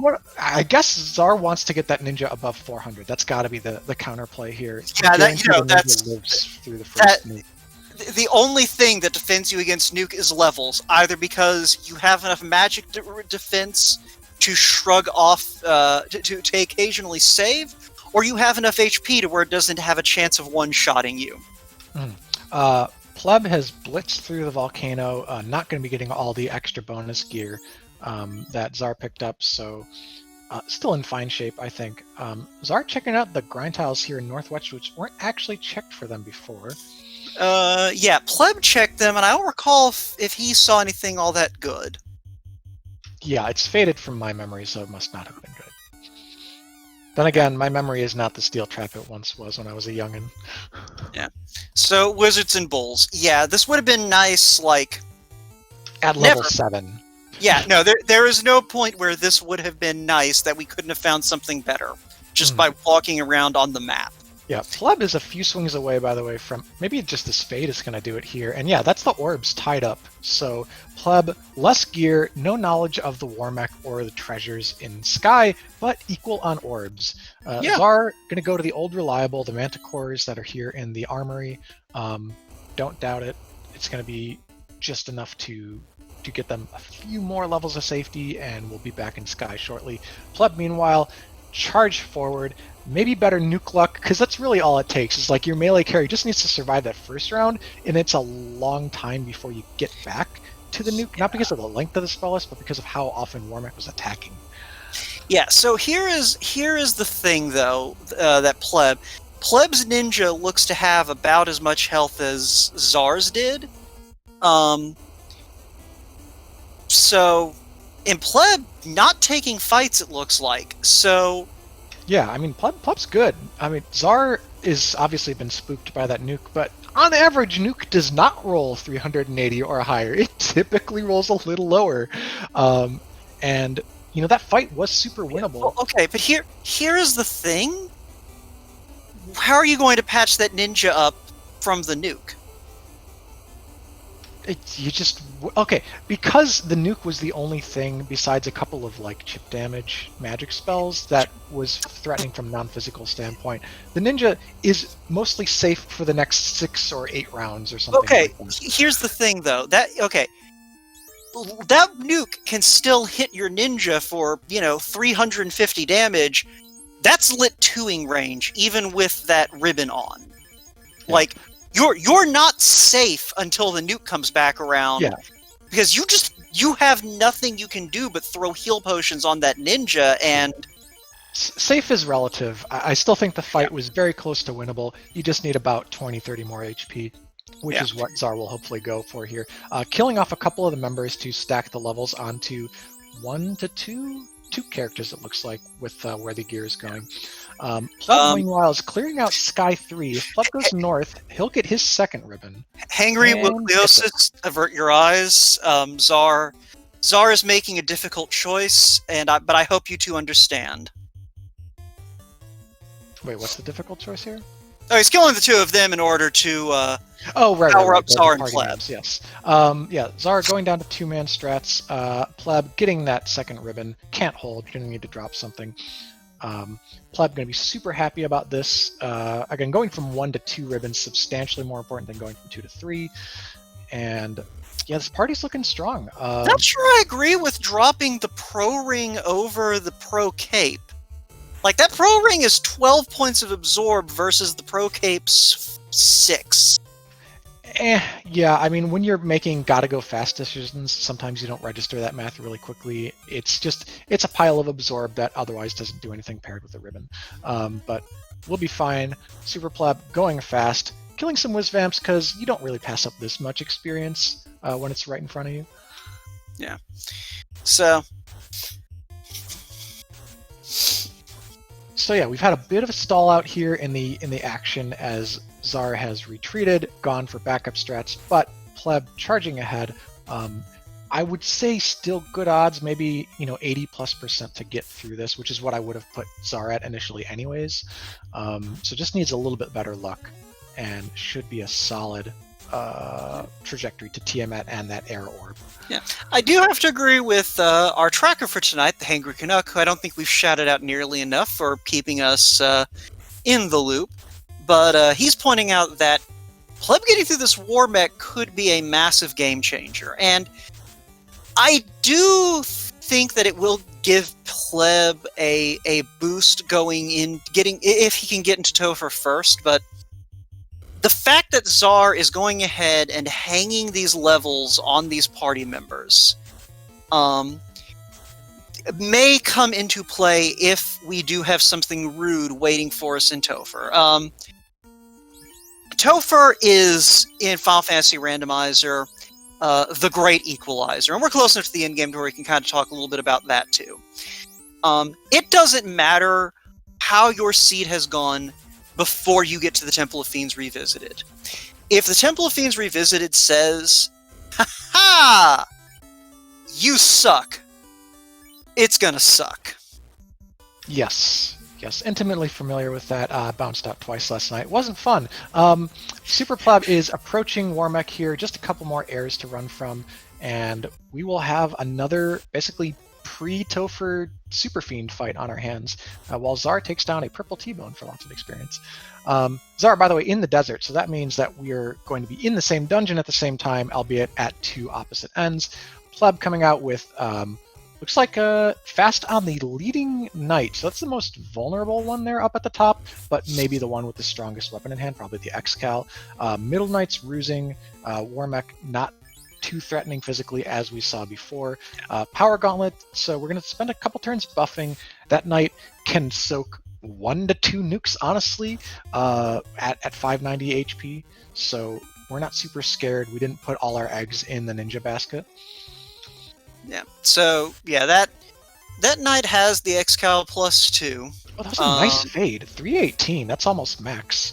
Yeah, that 795 damage from the X-Cal. So the nuke comes out for frankly high damage against everyone except the ninja, but we're fine. Fade and SuperPleb has taken down Warmech in the span of a couple minutes. So really catapults Pleb into the lead, right? That is just further ahead in the game. More total has been accomplished at a similar level. It is a lead on technically, but Zar taking that moment to do that 2-man grind, picking up those levels, that may equalize out that advantage that Pleb has in a very short span of seconds. Like, sure, yeah, but right now what we're looking at, because Zar is once again picking up this ribbon and has to go through a few more random encounters before Warmech, we're looking at about 90 seconds to 2 minutes. Currently, Pleb is just ahead in a foot race. So, Pleb should be in Topher in the next, 2 minutes here, and we're going to have an exciting race on our hands. Oh, yeah. Yeah, now, Pleb is definitely going to have the advantage, but I don't know. I don't feel like it's an advantage that you necessarily can look at and go, yeah, this is decisive. No, it's not decisive. Right now, it is tangible, though. Yeah, it is tangible. I will agree with that phrasing. It is a tangible advantage, but it is an advantage that Topher can take away very easily. Yeah, and it's not done until someone .dones. Yeah.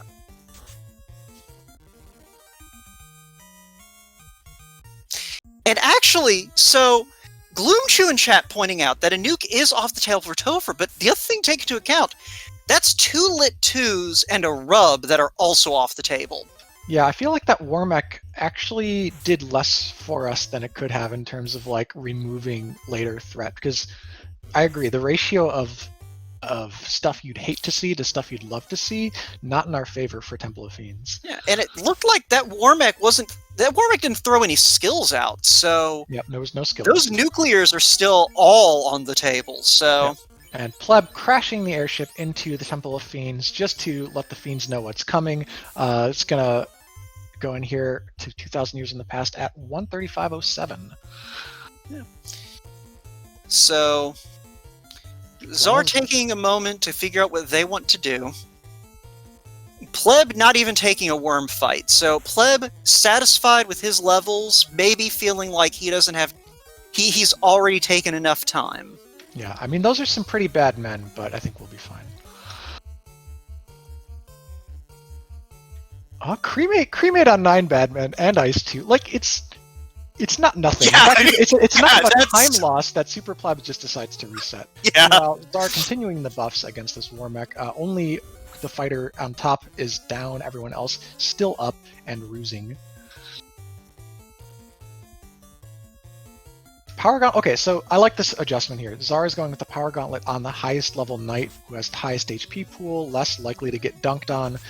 Rub comes out, so we know Nuke is coming soon. I think it's probably about a 50-50 spell cast Warmech, so could be a nuke right here on this next round, and indeed it is. High rolls on everyone except Ish the Ninja, 340.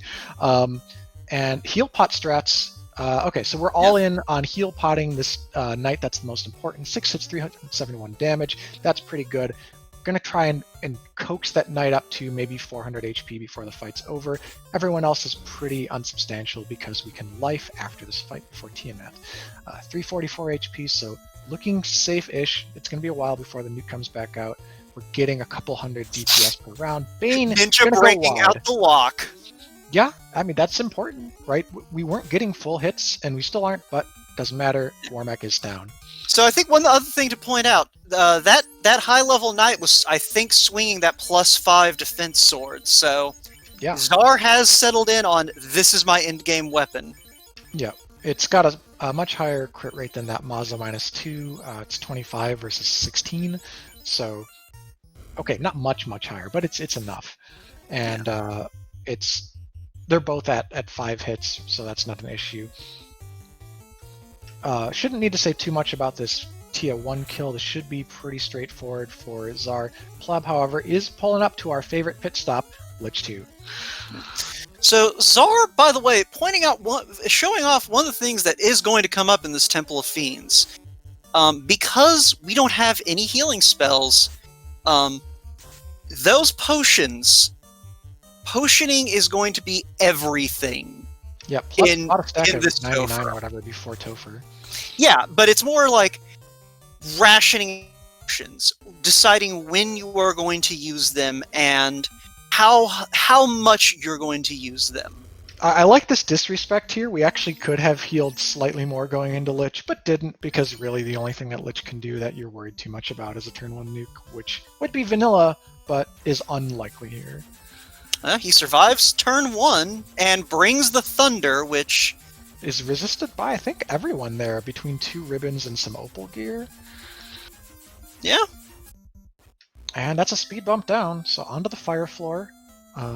Which, fire make thunder, apparently. Sup, dog? I heard you didn't get thundered enough by Lich. Czar making those last-minute preparations and heading up. So this race is within however long it takes Czar to get to the fire floor from here. Might get stalled out by some of those bad men and so forth. So looking like about a 3-minute edge for Pleb progression through Topher-wise. And this should be full respect, I think, for carry. At the very least, everyone's got to be at least 400, but we're going the full way. Most of the full way. That heal pot stack could run out if you think about how much how the large HP. Yeah, that's what I've been saying. Jeez. Yeah, that's what I've been saying. You can't hear me, right? I know. I haven't listened to you this entire time. Who does that? Yeah, no. It was more of this, like, sometimes Discord just decides that no one gets to hear me anymore, and I just had that moment of panic of, wait, has Jesus been unable to hear me? I need to confirm this. Discord might be onto something. Shut up, Cheese. But yeah, no, like, Carry 2, I'm personally on the respect Carry 2 train because, yeah, sometimes you just don't have to worry about her. But then sometimes Carry 2 just decides that she is a goddess of war and you will pay. Yeah. Has the weaker version of the lightning type AoE though here, coming out with a Lit 2, which is a lot less intimidating than Thunder, and we're chunking. We hit for over 300 damage with a physical. These fades doing about 140 apiece. Carry not long for this world because we know the HP is going to be between 700 and 1150, and there indeed goes Carry down to a swing for 722. Yeah. I really do think this may come down to how much damage Pleb takes going through these next 2 Fiend fights. Because if he can't walk into Chaos fully healed, that could pose a difficulty. And if Czar can get to Chaos taking less punishment, Czar opting to try and clear out these Gurmedusas, get a little bit of extra experience. This is one of the highest EXP yield fights in the game, and if you can fire off a single fire type AoE or one fade or nuke, it's usually in the bag. However, they're not dying to 160 damage, so this was not the most advisable fight to take, and it's looking like with this AoE sleep, it's actually costing Czar a bit of time. not something you want to get bogged down in this late into the game for sure. Yeah, he probably won't take the second round, but I don't hate the play necessarily. They know that they lost a lot of time in that Sky, taking that wipe to Warmech. So they may be thinking, I may be behind right now. If I can pick up a few extra levels and Pleb gets just sucker punched by something because this is Temple of Fiends Revisited. And speaking of sucker punches, Pleb is on the Kraken 2 refight, has already gotten one knight down to under 100 HP, but everyone else is pretty high evasion at this point, and the damage is very real. This party's offensive capabilities not to be underestimated, even though there are no mages. So here's the thing, Cheese. Those offensive capabilities are running low. Pleb has been throwing out these fades the whole way through. He's got to be at the bottom of that tank. Sure, but with 4 fasts, right, you get 1 fast per fight, so you're always going to have 1 reliable melee carry, and then you've got the white shirt and the power gauntlet and so forth, so you've got buffs that don't require magic charges. And this knight, I think this third knight is just being kind of thrown to the winds here because you don't want to sink the remainder of your heal pots into your 4th best character. That was a pretty chonky hit from Tia 2 there on the top fighter for just about 300 damage, but there's a lot left in the tank. Ruse, I don't know how many ruse charges we have left, but certainly at least 1 ruse is probably good enough for Tia 2, who doesn't hit as hard as the preceding fiend. Yeah. So yeah, then this is the thing, is like, if we have a fragile chaos, then Pleb probably has just enough vapors in the tank to finish this. But if this chaos it shows any kind of resistance, Pleb might be in trouble simply because these knights aren't really offering much offense. There's some offense. There is some offense. Yeah, and also Pleb is busting out heal helmet strats, so you'll have to see it. Pleb, conserving resources, a heal helmet cast is basically the equivalent of 2 potions outside of battle, so heads up play there, and Pleb is going to be onto chaos as soon as he fires a nuke into this random mob of sorcerers, which, I don't know if that's the best way to use your nuke, but the thief is going to be doing other things like casting fast and swinging. So I think the thief is not worried about losing DPS single target, and the nuke was fine there. Pleb going to push Chaos back a little bit just to show him who's boss. Goes all the way back to the middle of this final altar, and after exhausting the heal potions, which we've got enough to refill the entire HP pools, Pleb's going to take on the final boss. Yeah, so this is a good sign, I think, for Pleb. This may be what he needs, is to have just enough in the tank. So it's going to come down to what Chaos' script is looking like and what spells and skills filled it up. Interesting to note, White Shirt is on the Ninja, so the Ninja's not going to be an offensive focus. We've still got the lead Knight up top with the Power Gauntlet and the best weapon, so didn't rearrange our party to make the most important melee safer. We also didn't, even though we had the heal potions, we didn't get the third Knight to full HP, so all those things could come into play. Slow 2, I don't believe has come out yet from any of the Fiends, and Slow 2 most likely to hit the top character. No, we saw Slow 2 on Warmech, I think. Oh, okay, never mind. Well, if Slow 2 is out of the pool, then Party Order is substantially less important here. Tornado, okay. 222 on the second fighter, 226 on the Ninja. You don't love to see it. It's one of the non-elemental AoEs that your ribbons aren't going to protect against. We're going in. That's a fight command on the first Knight, who's going to be doing our highest damage per round. The third Knight, who we didn't fully heal, is down. Doesn't matter. We've got the important characters up. And we're 3 hits, 127? Yeah, I mean, that'll get you there if you get a couple of crits in, right? Like, that's a round without a crit, but this Xcal has somewhere in the 15 crit range, so you're going to get a crit maybe like every other round.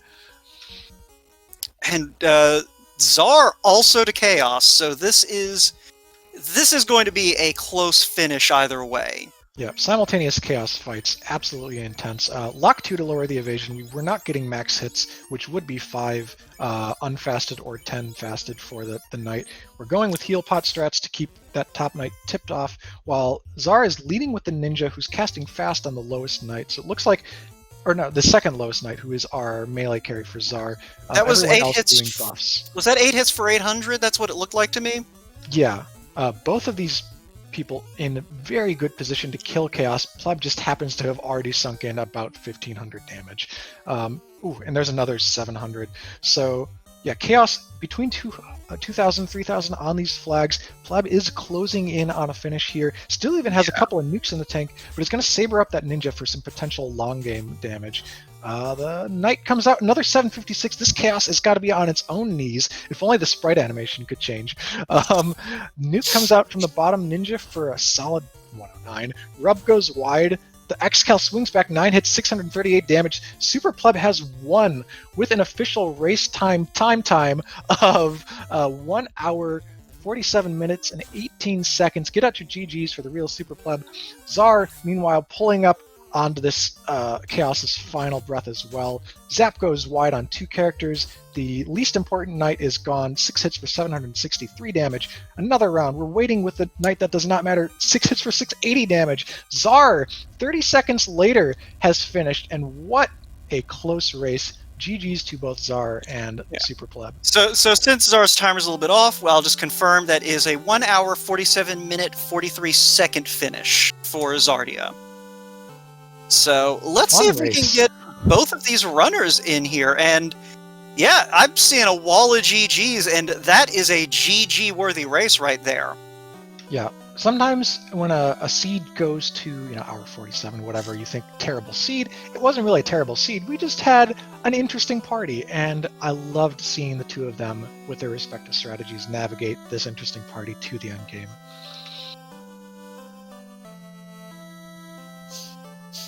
So, we'll be pulling them in here for interviews if they would like to shortly. So we'll keep you posted on that. But for now, gosh, what else can we reflect on here? What did we just see? We saw some mastery of the melee strats. We saw very fortunate magic, right? The magic could have been garbage, and we would have been looking at maybe another 20, 25 minutes.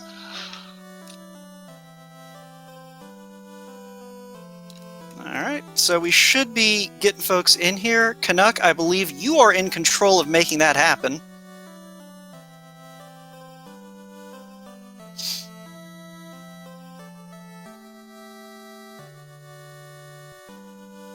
And while you're waiting in the chat, by the way, feel free to type exclamation point FFR, or is it FFR 2020? One of those two things will give you the link to our Discord. Wote's linking you to the runners and commentators, so please give out those follows and hang tight for the interviews.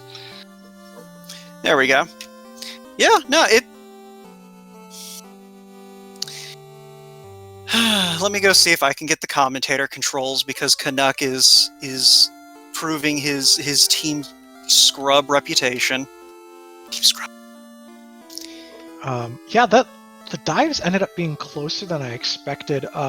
Zar's team was more well-equipped, was higher damage per round, and even taking the fights like the Gurmedusas wasn't much of a detriment. Okay, it is actually Canuck's fault. Okay. I'm gonna just toss the runner... I think we might just need to toss the runners a manual invite, maybe? Yeah, that would be the way to do it. Alright, Canuck, can you take care of that? It's not like you're clicking buttons anymore. But yeah, so... Yeah, no, this is...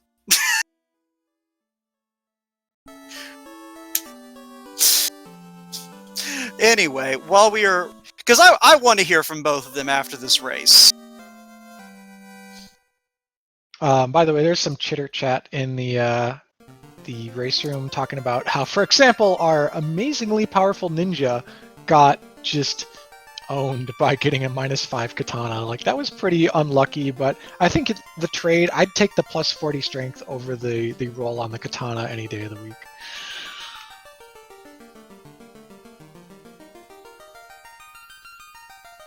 Alright, I'm just gonna need to manually get both of these fine folks in here, so give me just a minute.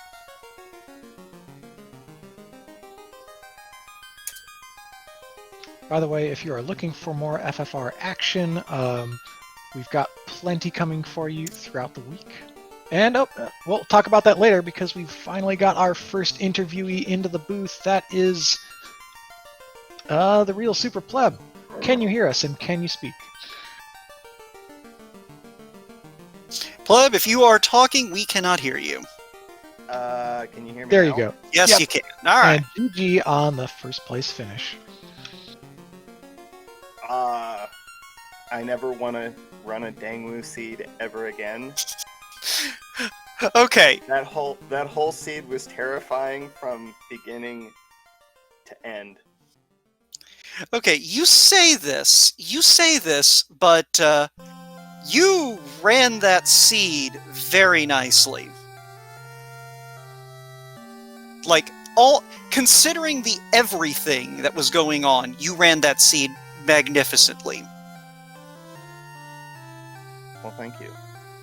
Pleb, how would you say your expectations of when you rolled the seed with the 3 fighters, 1 thief, and versus like how it ended? Do you feel like your perception of like how strong that party was changed at all? Did it really depend on the promotion that you got mid-game? I knew how strong the party was going in because the thief had plus 40 strength, but I got wet. This is the second time this happened with Canuck. We had a plus 40 strength thief, and I got wet noodled by another minus 5 katana, so that I was immediately disappointed. But when I went to check magic, I was like, oh, I have lock, fast, and nuke.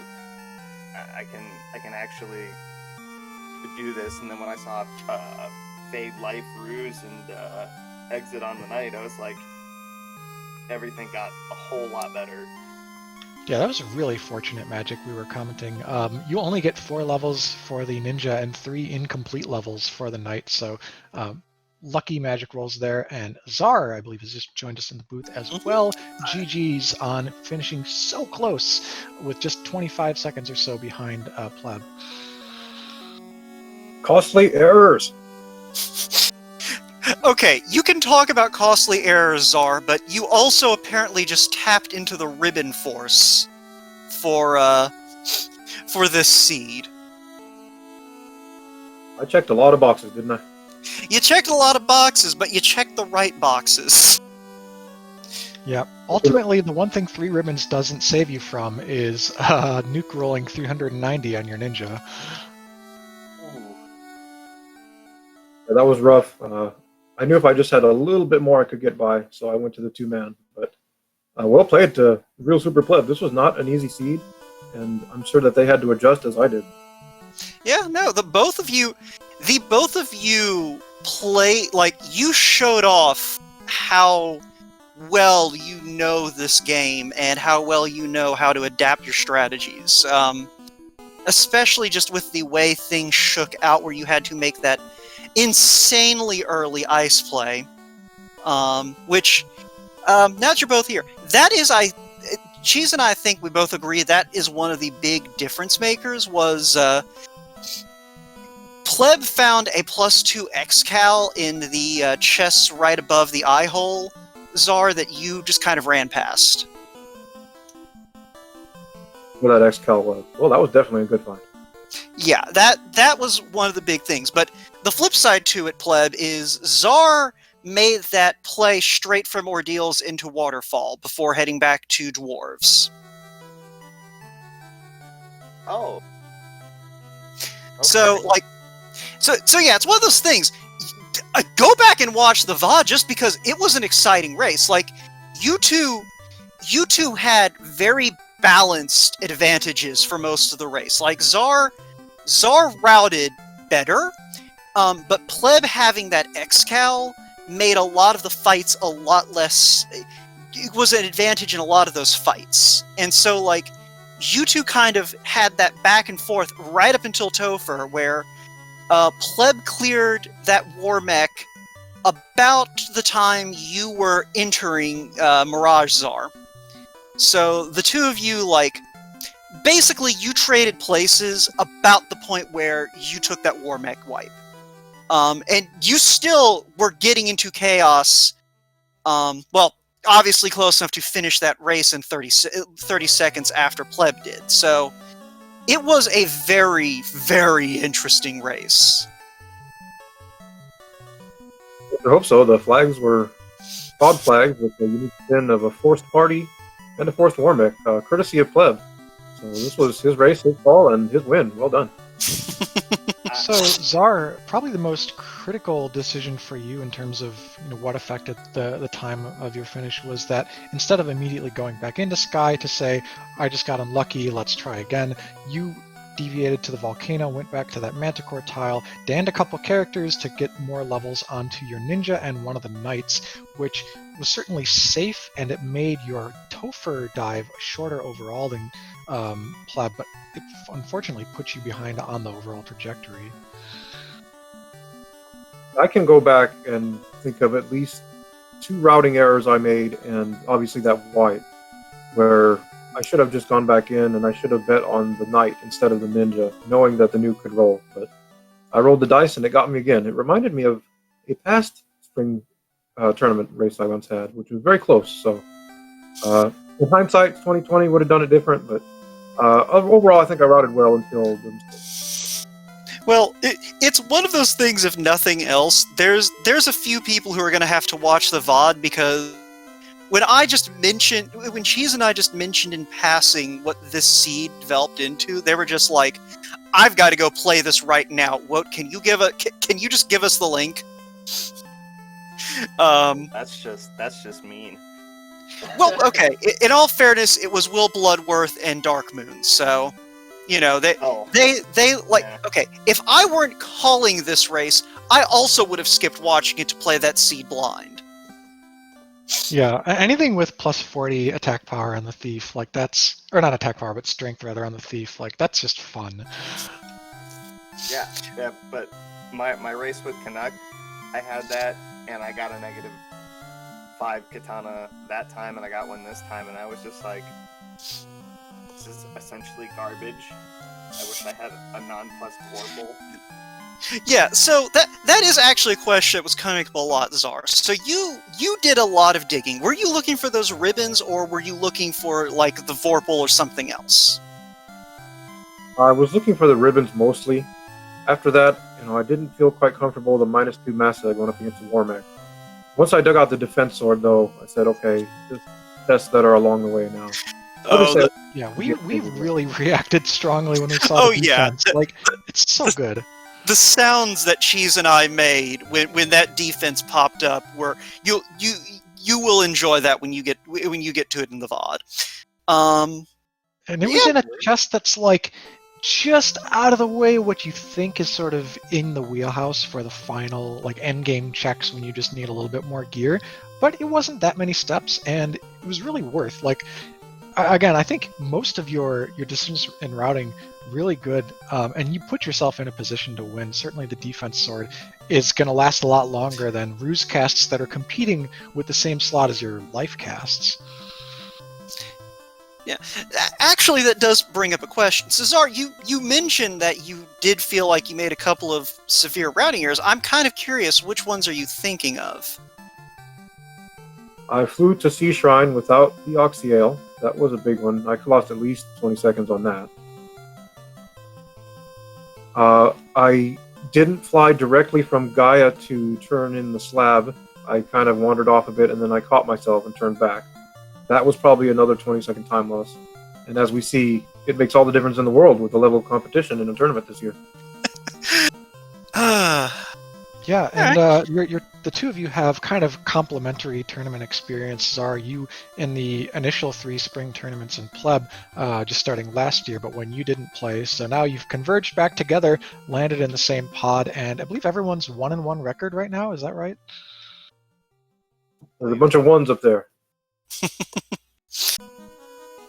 Yeah, and your podmate tracking force tonight, Canuck. So, real party. It's going to be fun to see how that pod plays out with the last couple of matches. Yeah. I think they're all against Jake Hoper. All right, so Jake Hoper gonna decide everyone's fate. Jake Hoper. Jake Hoper is the entire reason that I am here, because it was his Final Fantasy Randomizer streams back in 2017 that, first of all, showed me the randomizer existed, and second of all, made it look fun enough for me to try it out. So this pod is basically just full of people that I'm fond of, so I'm looking forward to how this shakes out. We're building bridges in this pod. Clearly. And build them now, because you're not going to have too many bridges in the brackets. All right, so I think that we've taken up enough of Speed Gaming's channel for the time being. So why don't we go ahead and get our final thoughts in? Pleb, since you won, why don't we start with you?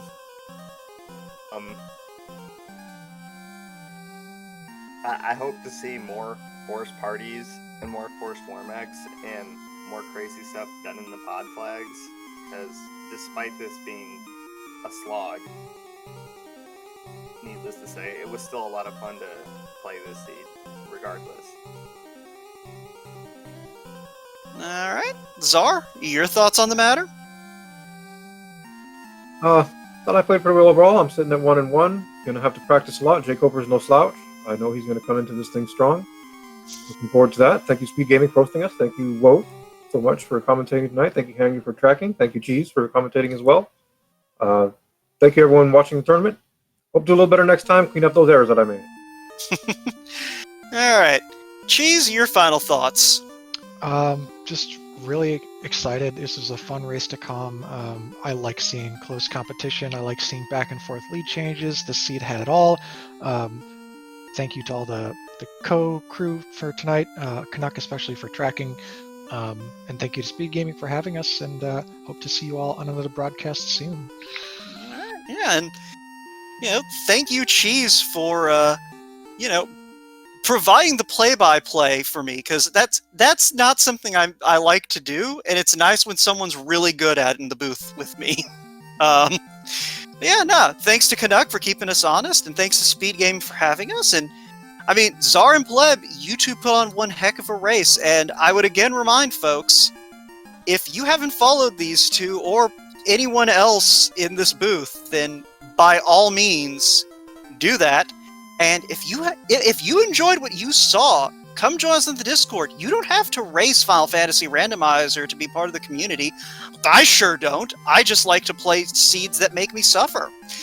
Come join us. And if you are watching this on VOD later, do not forget to like, comment, and subscribe to the Speed Gaming channel. Also, by the way, 1 hour from now, we do have one more race on the Speed Gaming family of networks tonight. 1 hour from now, we're going to have Gouda versus Grendy in Pod I, the Iron Goal pod. So check that out. Yeah, which channel? Do we know where they're going to be? Oh, sorry, that's SG Prime. All right, so that is Speed Gaming, no number. So be sure to check that out. And if you want to catch more races, that's another reason to join the Discord. But yeah, I think with that, we're going to go ahead and call it. Canuck, go ahead and close out the episode for us. Thank you, everyone, and have a good night.